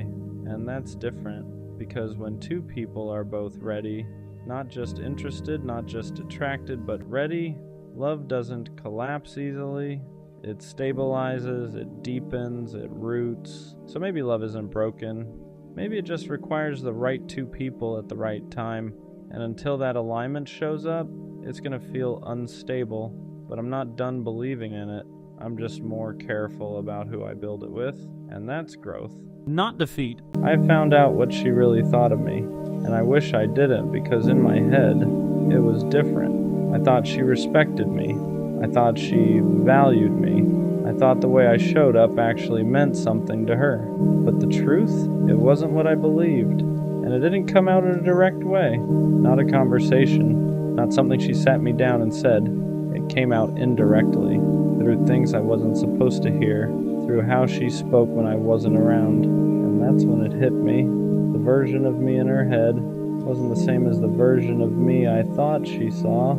At first I didn't want to believe it because it didn't match how she acted around me. With me, she seemed calm, interested, like she actually cared. But what I heard didn't sound like that version of her at all. It sounded detached, like I wasn't that important, like I was just there. And that's what messes with you. When someone treats you one way to your face and thinks something completely different behind it, because now you don't know what was real, the way she talked to you, or the way she talked about you. And once I heard it, I couldn't unhear it. Every memory started changing. Moments that felt genuine started feeling questionable. Things she said started sounding different in my head, because now I was looking at everything through a new lens, a more honest one. And the more I thought about it, the more it started making sense. Why sometimes her energy felt off. Why sometimes I felt like I was trying harder. Why something always felt slightly uneven. I just didn't want to accept it back then. Because when you care about someone, you don't want to believe they see you differently than you see them. You want to believe it's mutual, that the respect is equal, that the value is the same on both sides. But it wasn't. Not really. Because if she truly saw me the way I thought she did, she wouldn't have spoken about me like that.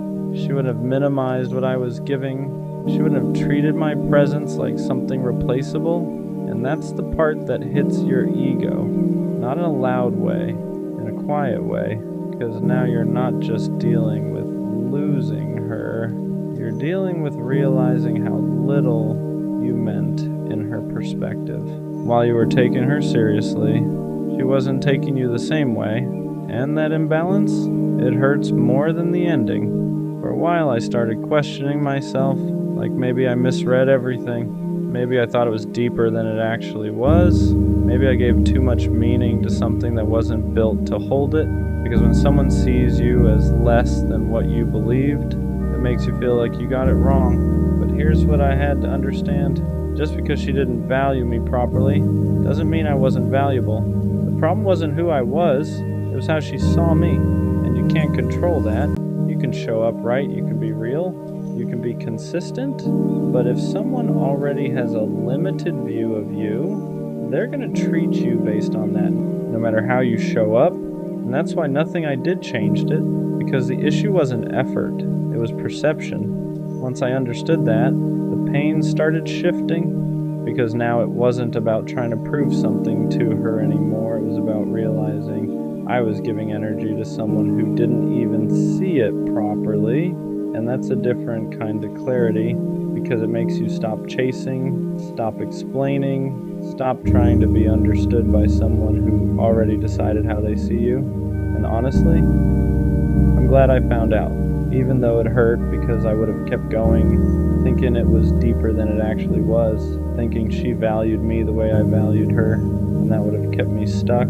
But the truth, even when it's uncomfortable, it frees you. So yeah, then I found out what she really thought of me, and it wasn't what I expected, but now I see it clearly. The right person doesn't make you question your value. They don't talk about you like you're nothing. They don't treat you like you're replaceable. They see you fully, clearly, and they move accordingly. So I'm not mad at what I found out. I'm just glad I didn't stay blind to it, because now I know one thing for sure. I'd rather know the truth than keep believing something that was never real.